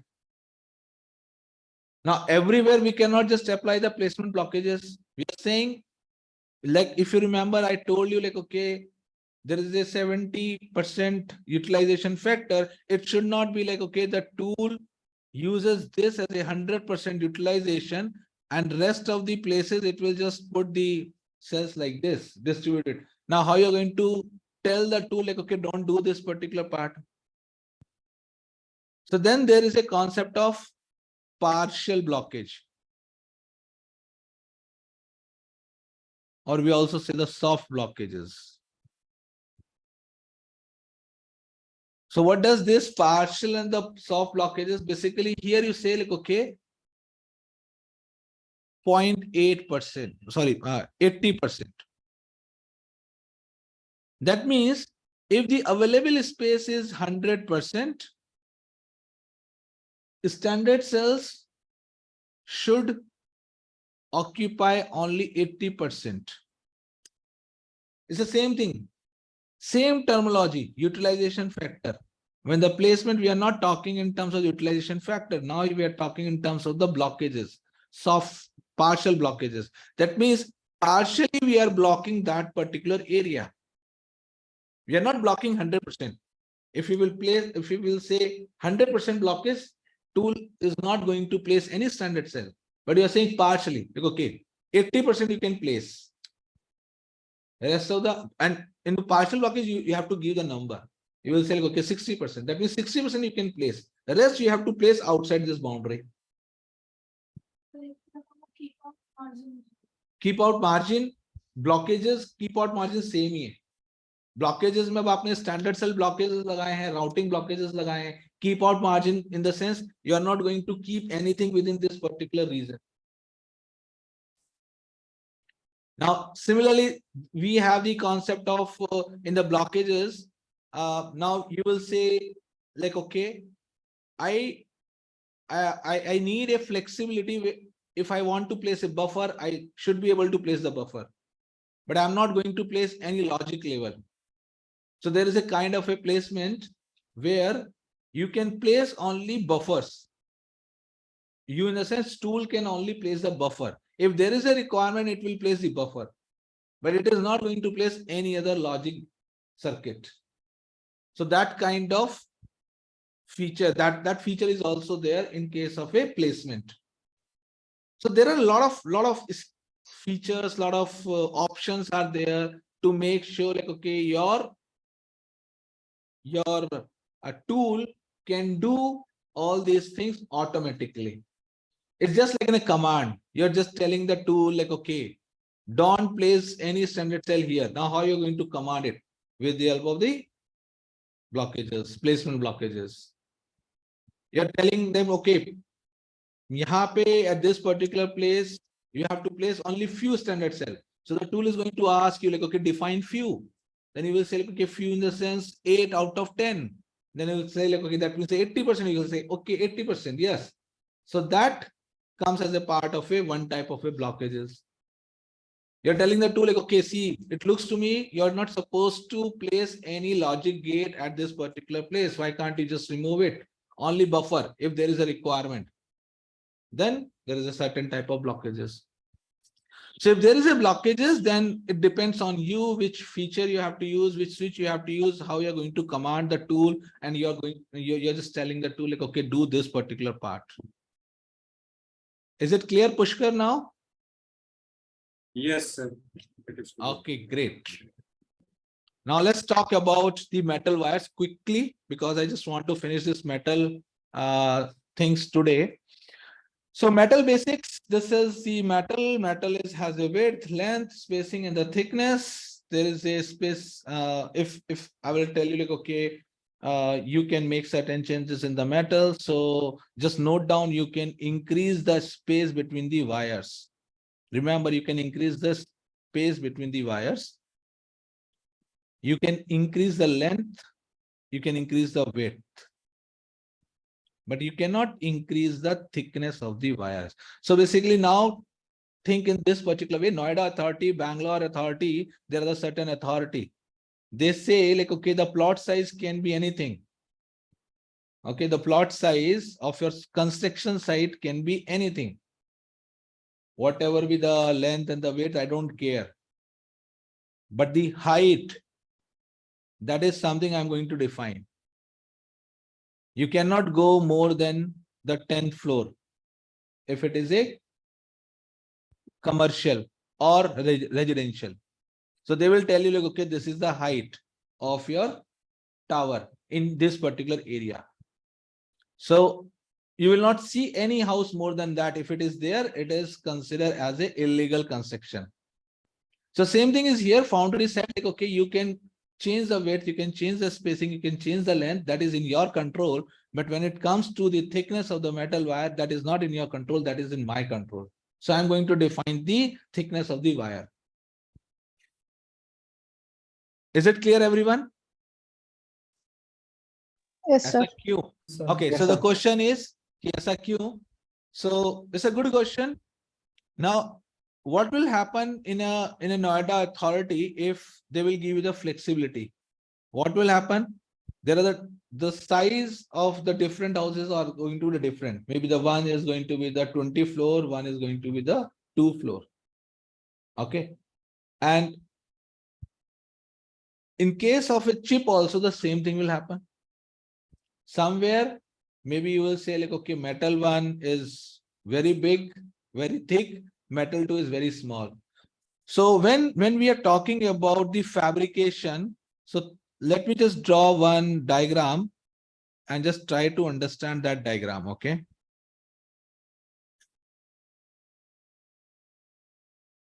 So this is my substrate. Here you have NMOS, N plus, N plus. This is P plus, P plus. Now what is happening? You're saying like, okay, see, this is my M1. Now this is your area, because we have divided the whole chip into the 2 area right now. So this is the M1 here. But someone said like, okay, my M1 is going to be this much. As per you, this is a M2. But here, maybe the M2 is this. Then you say, like, okay, this is my M3. Now, here it has a M3 like this. Now, see the unsymmetry. There is no symmetry. Now, if I will tell you, like, okay, I want to connect this wire M2 with this M2, it is a problem because this M2 at a different level, this M2 is a different level. So if I want to connect anything from here, maybe some transistor is here, I want to connect this transistor with this particular transistor. Now there is a problem. Are you going to connect like this? No, this is not possible. You're not going to do in this particular way. Okay, so you will say, okay, I will do it in this particular way, but this itself is a wire. Am I right? This is also a wire, this is also a wire. Now from where this thing will come into the picture, how you're going to connect it? Metal 2 and the metal 2, if you have to just connect, you cannot connect that metal 2 and the metal 2. So to make the life of foundry is like easy, they say, okay, follow the certain symmetry. So this problem is in case of a designing. Now think from the fabrication point of view. When you have design, you design in this particular way. But the foundry is going to design, when foundry is going to fabricate in a single step. So when they are going to fabricate the metal one, and they will figure out like, okay, here the metal one thickness is this, here the metal one thickness is this, then it is a problem for them. Because when they are going to fabricate the metal one, they will fabricate the metal one in an entire chip. Now, somewhere the thickness is more, somewhere the thickness is less, there is a problem. Because what the foundry do, wherever there is a metal one, they will place the metal one, rest of the place, they will just do the dielectric. Now here, how they are going to do that particular part. So it become a very complex for the fabrication based companies.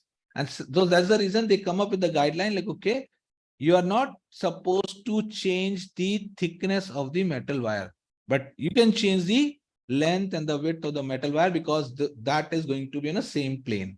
I have no problem. Okay, but question is same question. You will say like, okay, see, this is not good because I need a flexibility. I need a flexibility. I need the wire for the different thickness. I will follow your rule, but that doesn't mean like, okay, I just follow the one foundry. It is saying, okay, thickness is this, because your capacitance, your resistance has a dependency over the thickness of the wire. Because what is the resistance? Resistance is R equals to rho L by A. Now, if you remember, if there is a wire, we usually talk about in this particular way. Or maybe I will just do it in this. So we usually say, okay, this cross section is basically the resistance. So we always talk about the cross section portion. So R equals to rho, resistivity of this, rho L, the length, and A, area of this cross section. Now, area of this cross section in the sense, this is the thickness, this is the width. You will say like, okay, rho L by T into width. That is basically the resistance of the wire.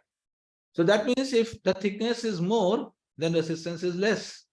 So that means you are going to tell that foundry like, okay, see, this is not good. You have to give me the options. I want to change the thickness because that is the requirement of my design. So foundry came back and they said like, okay, yes, I'm ready to give you the different options, but the options are like, there are the different kind of metal wire. So there are the metal X, there is a metal Y, there is a metal Z, there is a metal U, or maybe some other metal wire. So they come up with a certain nomenclature. So it's the same thing, the commercial people. So commercially they said like, okay, if you are saying the height of the single floor is a 10 foot, commercially, in a commercial construction, the 10 foot is nothing because they have to do this false ceiling and all other things. Those they said like, okay, if for the residential purpose, 10 foot to 12 foot height should be okay for the single floor, but in a commercial construction, 10 foot to 12 feet is not sufficient. So government said like, okay, if you're making a commercial building, then for the commercial floor, if you're building, then the height of the floor is going to be 20 feet. If you are making a residential building or residential floor, then the height of the floor is 10 to 12 feet. It makes sense? So this MX, MY, MZ is the same thing. One type of commercial, another type of residential. They came up with a different kind of metal wires. So now if the different kind of a metal wires, then the thing is like, can you place a different kind of a metal wires at the different places? So now before that, okay, just to understand what is it, what is the meaning of a M1? What is the meaning of a M2? When I'm talking about the MX, MY, MZ, then what is a M1, M2, M3? So always remember, if this is your substrate, this is your metal one, always it is going to be like this only.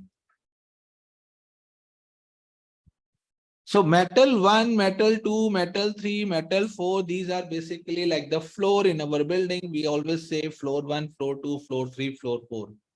So any metal, remember, any metal on the 4th floor is going to be considered as a metal 4. Any metal on the floor 1 is going to be considered as a metal 1. Or you can say like, okay, it is the levels, level 1, level 2, level 3, level 4. So any metal on the level 1 is going to be considered as a metal 1. Any metal on the level 5 is going to be considered as a metal 5. Now, when I'm saying any metal in the sense what? The type of the metal which I just mentioned, MX, MY, MZ. So if you are saying MX at a M1, MX at a level 1, then that become a metal 1. So I can have a different configuration and I can say like, okay, this is my MX, this is my MX, this is my MX. Now here I'm going to use the MY. Okay. Is it clear, guys? What is the M1, M2, M3? Tomorrow someone can say like, okay, this is my MX, this is my MX, this is MY, this is MY. This is also okay. So any type of a metal, and that metal is present at what level, that is equivalent to the metal number. Level 5, metal 5. At that particular time, we are not going to talk about like, okay, whether this metal 5 is of what type. But yes, there should be somewhere it is mentioned like, okay, metal 5 is supposed to be of MX type or MY type. Now, how you will come to know like, okay, what type we are talking about, how you are going to communicate with each other. So that's the concept of a metal stack. So metal stack denotes like, okay, what is the stack? Within that stack, metal 5 is of MY type, MX type, MZ type. What type of stacks are there? So for example, these are the certain stacks. So if you will see, there are the 21 stacks I have just drawn, where there is a MX, MY, MZ, MU, MR. So these are basically the different metal wires.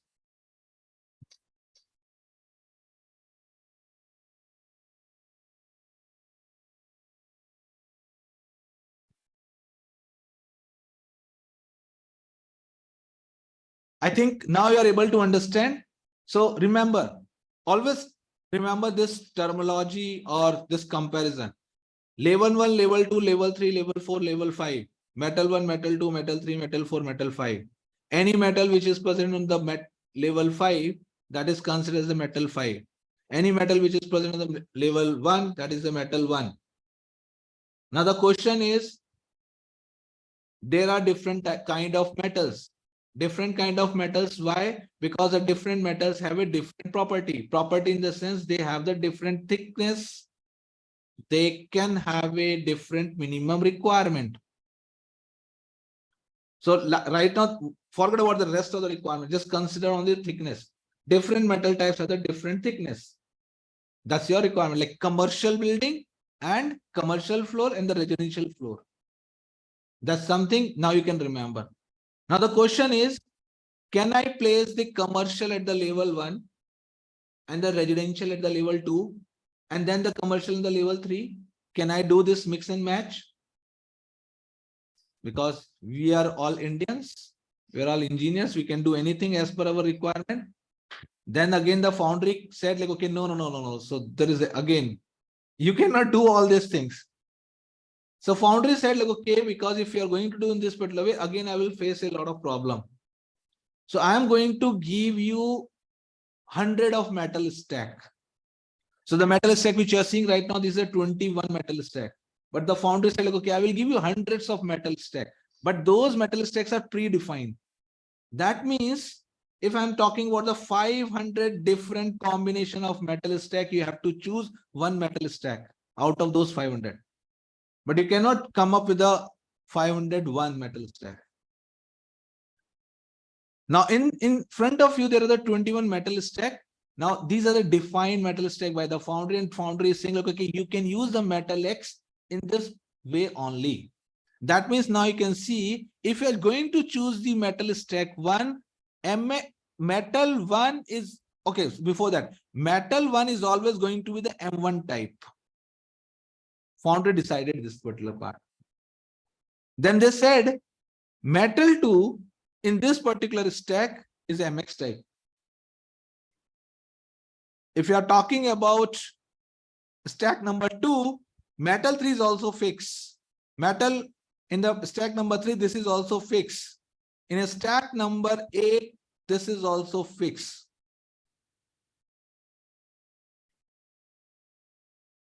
If you want to choose a 2 metal, you don't have any option. You have to choose only this configuration. That means MX and MZ. You cannot say like, okay, I want to use MX and MY. You cannot use it. Foundry said you cannot use it. So you cannot use it. Now, if you will say why foundry is telling this particular part, I will ask you the same question, like, okay, go to the authority and just ask like, okay, why this rule? Okay. Why I cannot just go the commercial, residential, commercial? So you will not see anywhere the ground floor is a commercial, then as a residential, then as a commercial.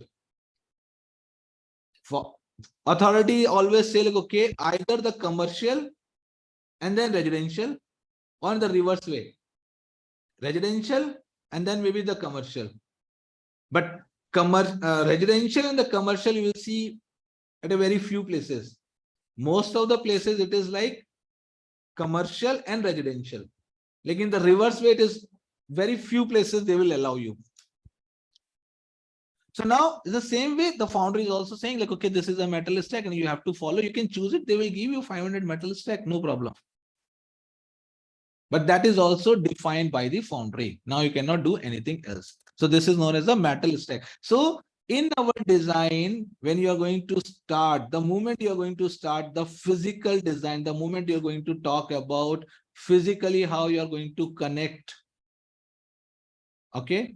At that particular stage, you should have the understanding, you should have this metal stack. You have to define at that particular stage only, because a tool will come to know like, okay, yes, you are using this metal stack. They will tool will come to know like, okay, metal 1 is of what type, metal 2 of what kind, metal 3 of what kind.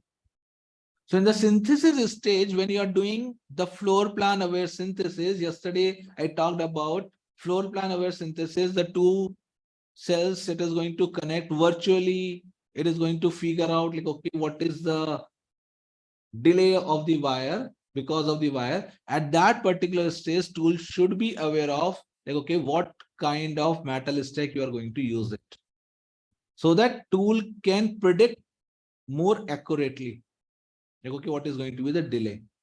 And that information is present as your tech file.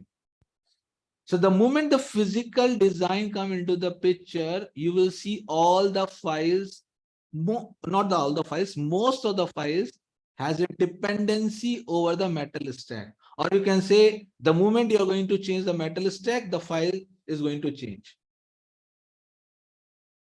We'll talk about few of the files. Like, okay, what are those files? But now you can understand the importance of the metal stack. Nomenclature. Hello, sir. Yes. Hello, sir. Sir, Yes, actually, I want to ask a question. Yes, See, yes, please. if I see the metal 3 stack, right? So MX2, these all belongs to the metal 3, right? And Yes. the first element is MZ1. So I am First asking element is if M1. all the metal, and no, MZ1 in metal 3 stack. Yeah, MZ1. Okay, yes. No, not okay, not here, Here. here and metal 3. No, below. Yes, here. Yes, here. So I'm asking this MZ1 and MX2 belongs to the same metal stack, right? No. Metal stack is here. M1, first metal stack, Okay. second metal stack, third metal stack. Okay, so if it is, then what is the difference between MZ1 and MX1? This I am not. Okay, MX is a MX type metal, MZ is a MZ type metal. It may be like I told you, it will have the different thickness. This is a commercial building, this is a residential building. MX is a residential and MZ is a commercial. Within same stack, we can have different width, right? It means Different thickness. different thickness. Yeah, so for that you should have a different metal, different type of metal. That's what you have done it, na? Okay. M1 is fixed. Basically, this is going to be considered as a parking. Next is a residential. This is a commercial. You can have 2 residential, then 1 commercial, 3 residential, 1 commercial. Here I'm saying 2 residential, 2 commercial, 4 residential, 1 commercial. So you can have all these combinations. Sir, but for the same metal, thickness to same only. If you are talking about the MX will have the same thickness. Sir, जैसे metal 3 में MZ1, then MX2. Metal 3 में नहीं, stack 3 में. Sir, नहीं, मैं horizontally. नहीं तो ये अलग-अलग stacks हैं. Stacks अलग, different stacks in the sense, in your design, you are going to choose only one metal stack. So the moment you are saying metal stack 1, that means in the entire design, you are going to use only the stack 1. So they can have different thickness. Okay, wait. Okay, let me, don't be confused. Okay, so design, let's take this design. So you have a design. Let me ask you the question one by one. You have a design 1, okay? The name of this design is design 1. Now the first question I'm going to ask you, which metal stack you want to use it out of this 21? Which metal stack you want to use it? Choose any randomly one metal stack. First, so saying she's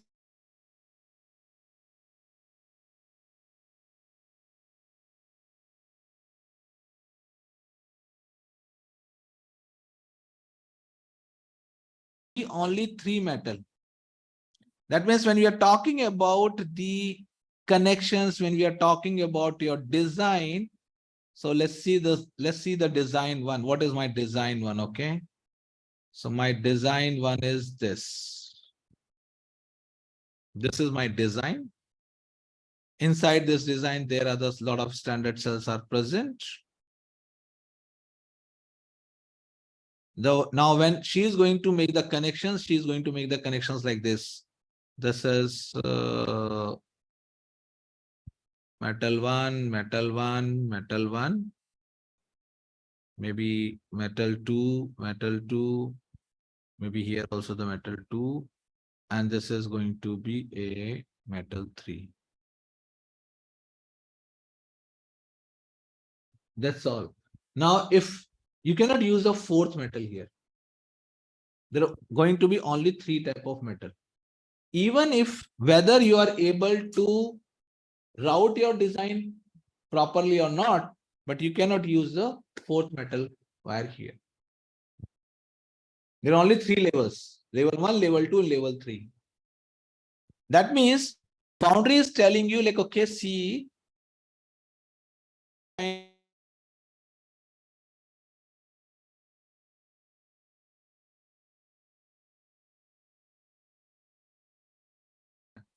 so let us suppose if you are saying like, okay, this is the map of my house. My house has a 3 floor and they said approved. Then you cannot make the 4th floor.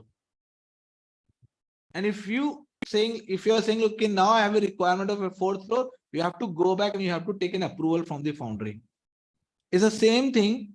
Before starting your construction or the planning of your chip, you have to first decide how many floors you want to build.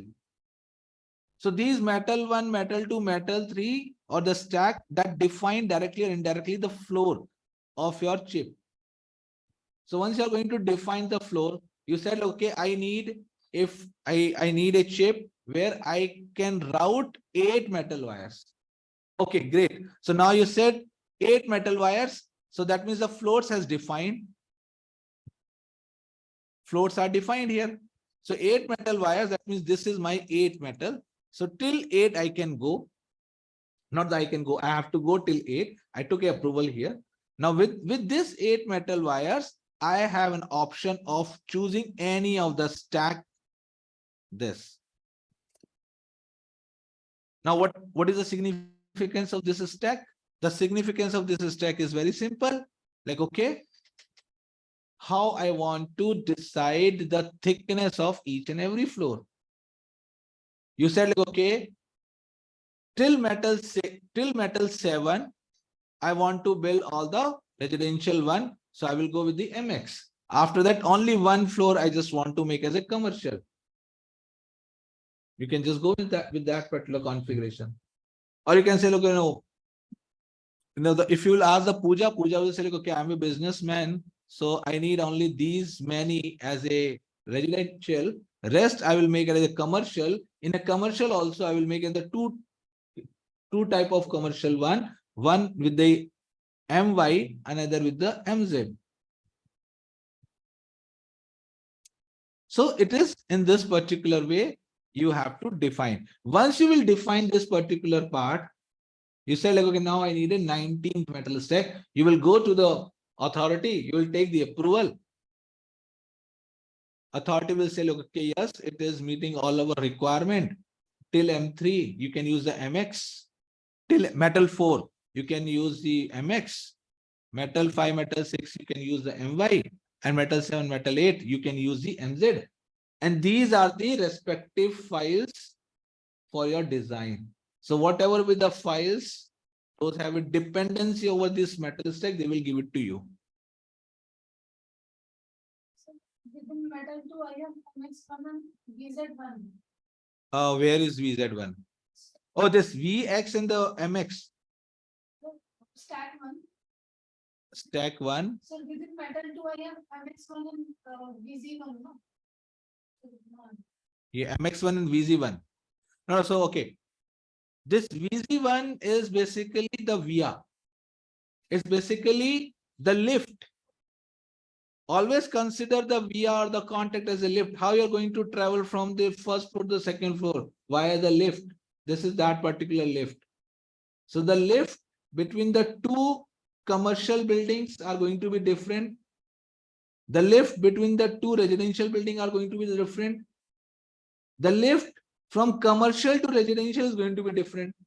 So the property is going to be different. That's what it is mentioned as a VIA.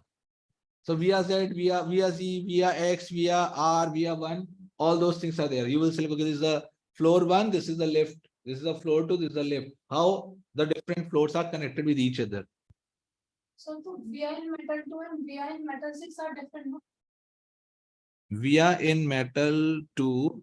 And VI in metal 6. Stack 9. Stack 9 metal 6. Yes. It is different. Terminology same, Ah. but it's a different. Yes. So as we have a different metal property. Similarly, we have the different via property also. Okay, quickly, then the nomenclature. Sir, I think- one question left. Yes, yes. Sir, in metal 2, if I go horizontally, then these are the metal stack, right? Wait, now don't go to the horizontal and vertical. Okay. So You're uh, jumping a lot. so metal 2 have 21 stack, right? Yes, metal 2 in 21 stack. Okay. So these 21 stack has different width, right? Pushkar, again you are confusing. Okay. Metal 2 don't have a 21 stack. There are the different stacks. Okay. 21 stack. What is the level? What is the metal 2? Metal in the 21 stack metal 2, we are using the MX. Start with the stack. Okay. Stack is a height यार जो flow हमारी buildings होती हैं उन buildings की कितनी height होनी चाहिए. That defines the number of levels. Now आप एक बार define करो पहले कि कितनी height का घर चाहिए आपको. Puneet sir, am I audible to you? Yes, yes. Okay, so let me ask this question in a different form. X, My, Mz. You say that all these three are of same metal type. That is to say, let us suppose the interconnect is of copper. So Mx, My, copper type. Am I correct? Or Okay, is so it like? Okay, so you are asking MX, My, Mz are of Yeah. these three of the same type. Am I right? They are of same metal. Metal as in, I'm not talking about the thickness right now. What can you use as aluminum Yes, yes, yes. also we Okay. we used to you. Yeah, and we are using copper, right? So Yes. yeah. So, So now my all are question. of yeah, sorry, carry on. Like MX, My, Mz, they are all of same type. Like they are all of.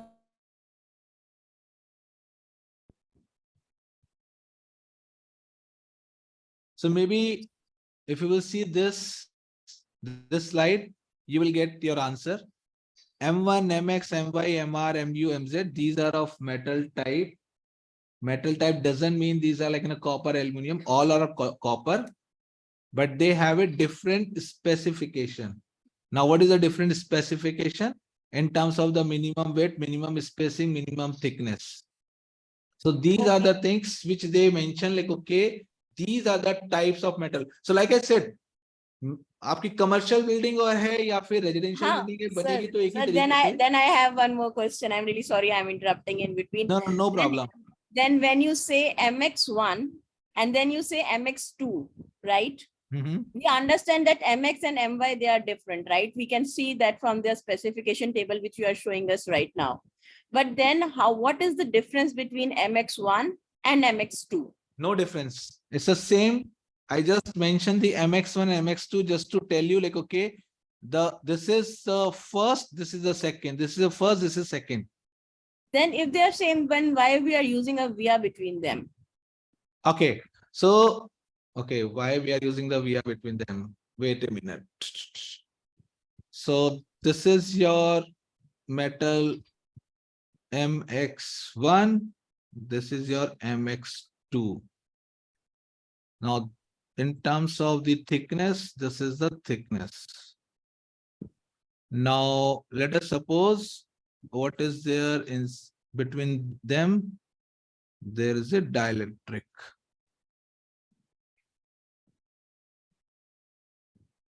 Okay, I think this portion is clear. Am I right?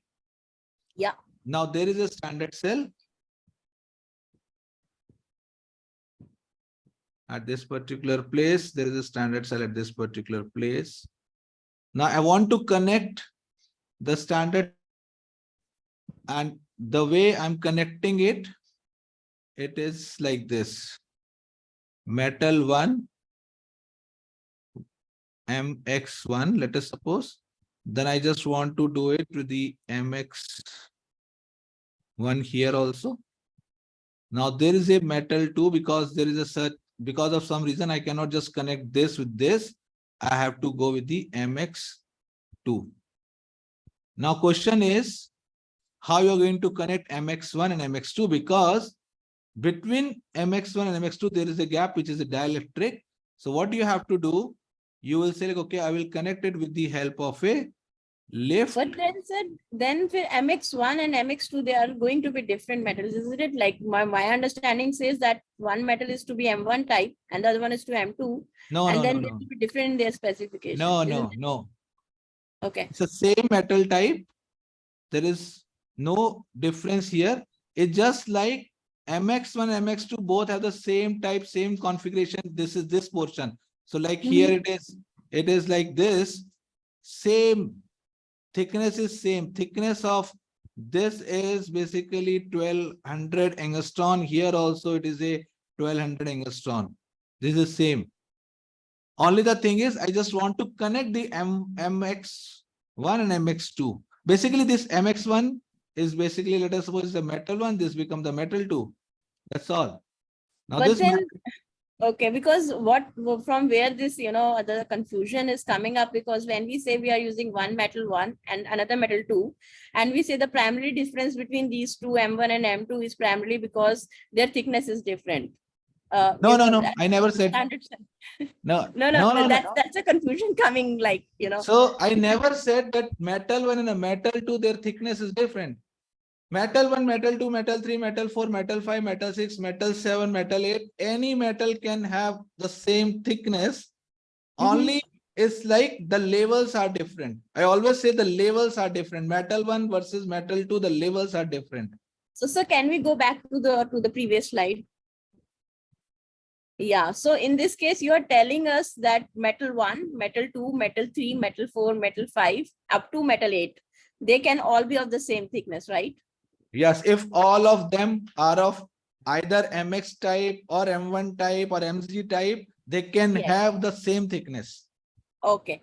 And then we go for a stack wherein we define, like, so if I'm going for stack number 2, what we are trying to say is that metal 2 is basically MX type, metal 3 is also of MX type, and both MX type have the same properties, right? Yes. Okay. Thank you, sir. Okay.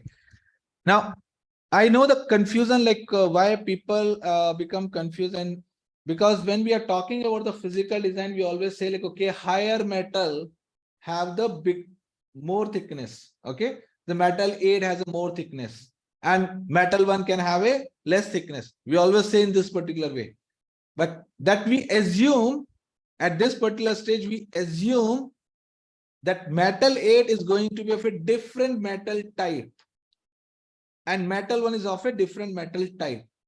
If metal 1 and the metal 8 are of same type, like MX, then you cannot make this statement. At that particular time, you cannot say like, okay, yes, metal 1 has a less thickness, metal 2 has a more thick, metal 8 has a more thickness, because both are of same type. But we Okay, but assume. then I'm sorry, sir. That's okay. One more question. Now that means, but usually we go into higher metal because we want less resistance, so that the voltage drop does not happen, right?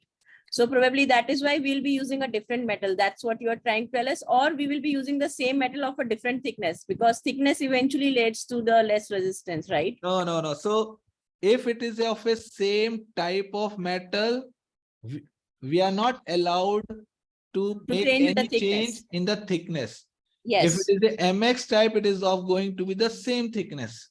Correct. Okay. Then so if we are talking about higher metal wires, that means we are assuming that that wire is of a different metal type. And that's the reason we are saying it is of a higher thickness. Because if you will see the previous slide, this particular slide, in this particular slide, in a higher metal, I'm always using the MZ, MZ, MR. And yes. if you will see this table, in this particular table, if you will see MX, MY, MR, everywhere, the thickness is increasing. So Foundry decided this particular part, that lower thickness, the wire, those who have the lower thickness, they are going to be in the lower side. Wires having the less thickness, they are going to be in a lower side. That means near to the substrate.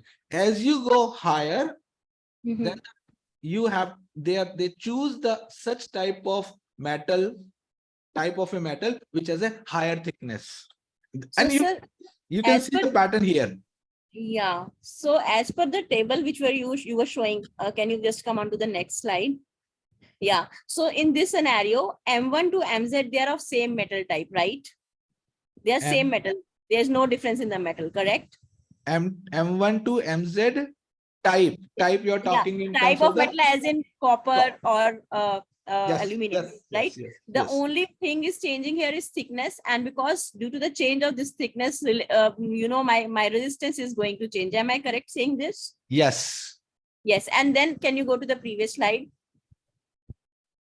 Now, when we are talking here, then let us talk about like, maybe stack, this stack 4. Stack. So in this MZ2, this is going to be my highest metal, which is metal 5.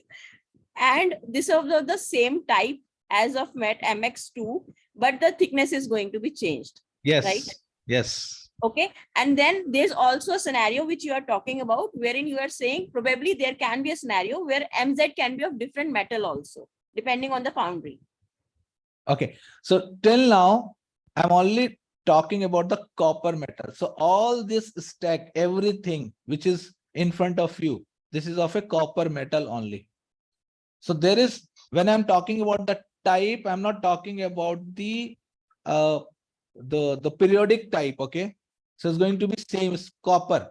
There is a, in our IC design, we use the aluminum also, aluminum metal, but I'm not talking about that particular part till now. Okay. So for the routing purpose, we are using the copper right now. Is going to be copper only.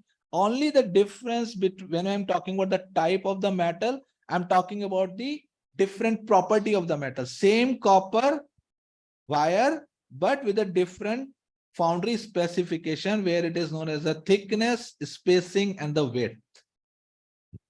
Okay, sir. Got it. Thank you so much. Okay, great, good. Anyone else have any question? Sir conclusion मतलब discussion समझ आया और answer भी, but अब conclusion ये दोनों slide का अब और ज्यादा कंफ्यूजन हो रहा है कोई मतलब कंफ्यूजन नहीं है पूजा. हाँ. कंफ्यूजन तो 4 चीजें याद रखो. हम्म. So the first thing, when we are talking about M1, M2, M3, M4, M5, basically we are talking about the level of the metal. Any metal which is present on the level 5, that is going to be considered as a metal 5. Any metal. Okay, that is the first thing you have to remember. Second thing is, we cannot make any change. We cannot make any change in the thickness of the metal wire. That is a second point. But we need it because we are saying, okay, we need certain metals of a less resistivity, and we want to control the resistivity with the help of the thickness of the metal wire. So foundry said, like, okay, let me give you the different flavor of the metal wire. Okay, let me use, I'm using the type or the flavor or something. They said, let me give you the different type of a metal wires based on the thickness. So this table where it is written M1, MX, MY, MR, MU, MZ. So they came up with this type of a metal wires. Okay, so 2 things are done. The third thing is, now the foundry is telling you, like, okay, you cannot decide at which particular level, which type of metal you are going to use. Again, the type in terms of the thickness. Foundry is saying you cannot decide which type of metal wire you are going to use at which particular level. I'm giving you the 500 different stack option. Use those 500 different stack option and choose one of the stack out of that. So if you want to use 8 metal levels, so you can choose from this particular table, like, okay, which particular type of wire you can use out of this stack. So let us suppose if you are going to decide the 17th metal stack, then till M5 you have to use the MX, M6, M7 you have to use the MY, M8 you have to use the MZ. Now this is decided. This is the third thing. Once this portion is decided, then you have to follow this stack and you have to do rest of the analysis. You have to tell the tool, like, okay, this is the stack. In this particular stack, I'm going to use at the metal 8 this particular wire. So when you are going to route it, when you are going to do the simulation, consider this thickness and do the simulation, calculate the resistivity, calculate the capacitance. You just calculate based on this particular thickness. This is the fourth in terms of the timing analysis, in terms of the IR analysis, in terms of anything. So, sir, the metal stack is based on the thickness, right? All the stacking. Metal stack is basically, yes, metal stack is a combination of two things. The first thing is the number of metal wires. Yeah.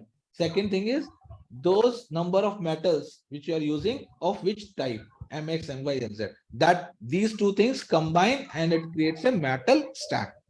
Okay, like you said before, that commercial grid. So if I see here that MZ, okay, MZ1 or MZ2, so it is the highest thickness. It's compared to the MX1, right? Yes, yes, yes. So that means, I mean, the level and the stacking is based on the metal thickness, right? Yes, yes, yes, Okay. yes. Clear, everyone? So, sir, in India, rule of double spacing and double width, we do same thing. We change metal stack of double plus double. Wait. Who's this? Ayush. Ayushi. Oh yeah. So Ayushi, double width, double spacing, that is different. That is not the thickness related thing. So stack is basically with respect to the vertical thickness, okay, vertical portion. Now, when you're talking about the space and the weight, that is within the same metal wire.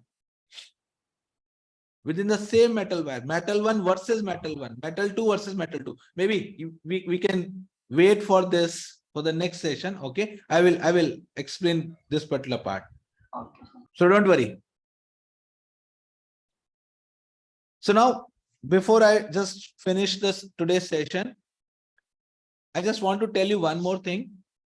In our design, there are the different blocks. Okay, I told you different blocks.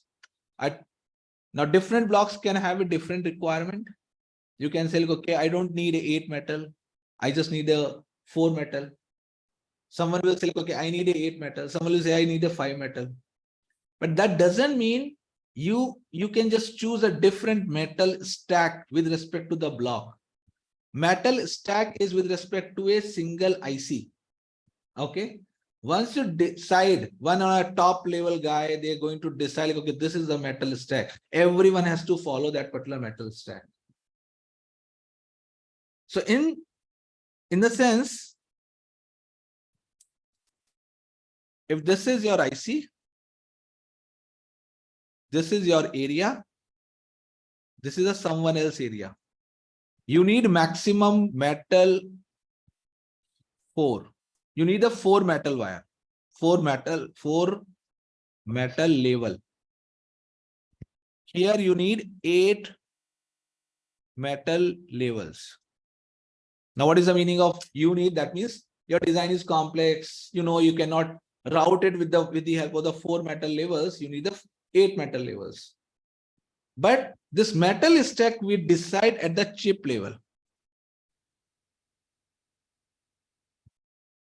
So I decided like, okay, I'm going to use the 10 metal levels. Now, the moment I, as a chip owner, I decided like, okay, I'm going to use the 10 metal levels.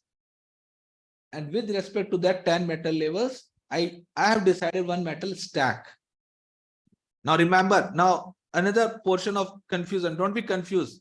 Now I'm just writing M1, M2, M3, M4, M5, M6, M7, M8, M9, and maybe the M10. Okay.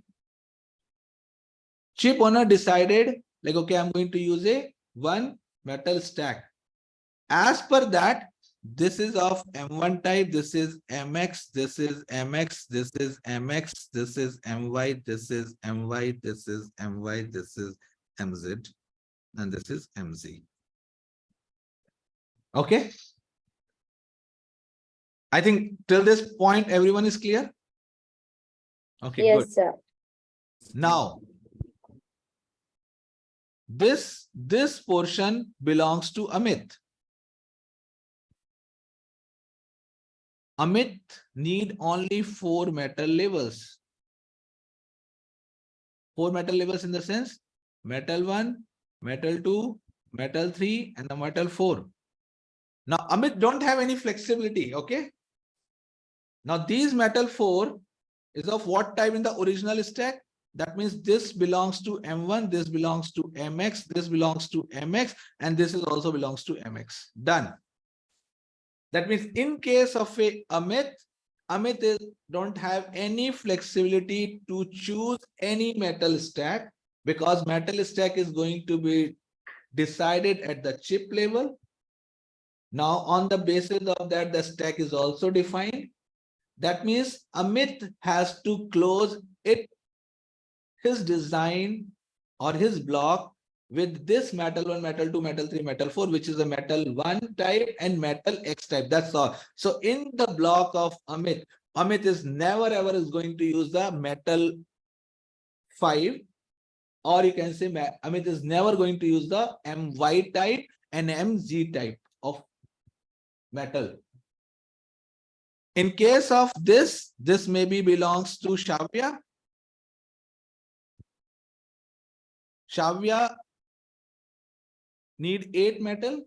That means metal 1 to metal 8. Done. That means she is going to use the M1, MX till this level, MY till this level, and this is going to be MZ level. So that means the block owner don't have any flexibility. They are not going to decide the stack. The chip level guys, they are going to decide the metal, number of metals, number of metal stack, and the block owner is only going to follow the stack. That's all. Done. Clear, guys? Yes, sir. Yes, sir. Okay, then let's stop the recording.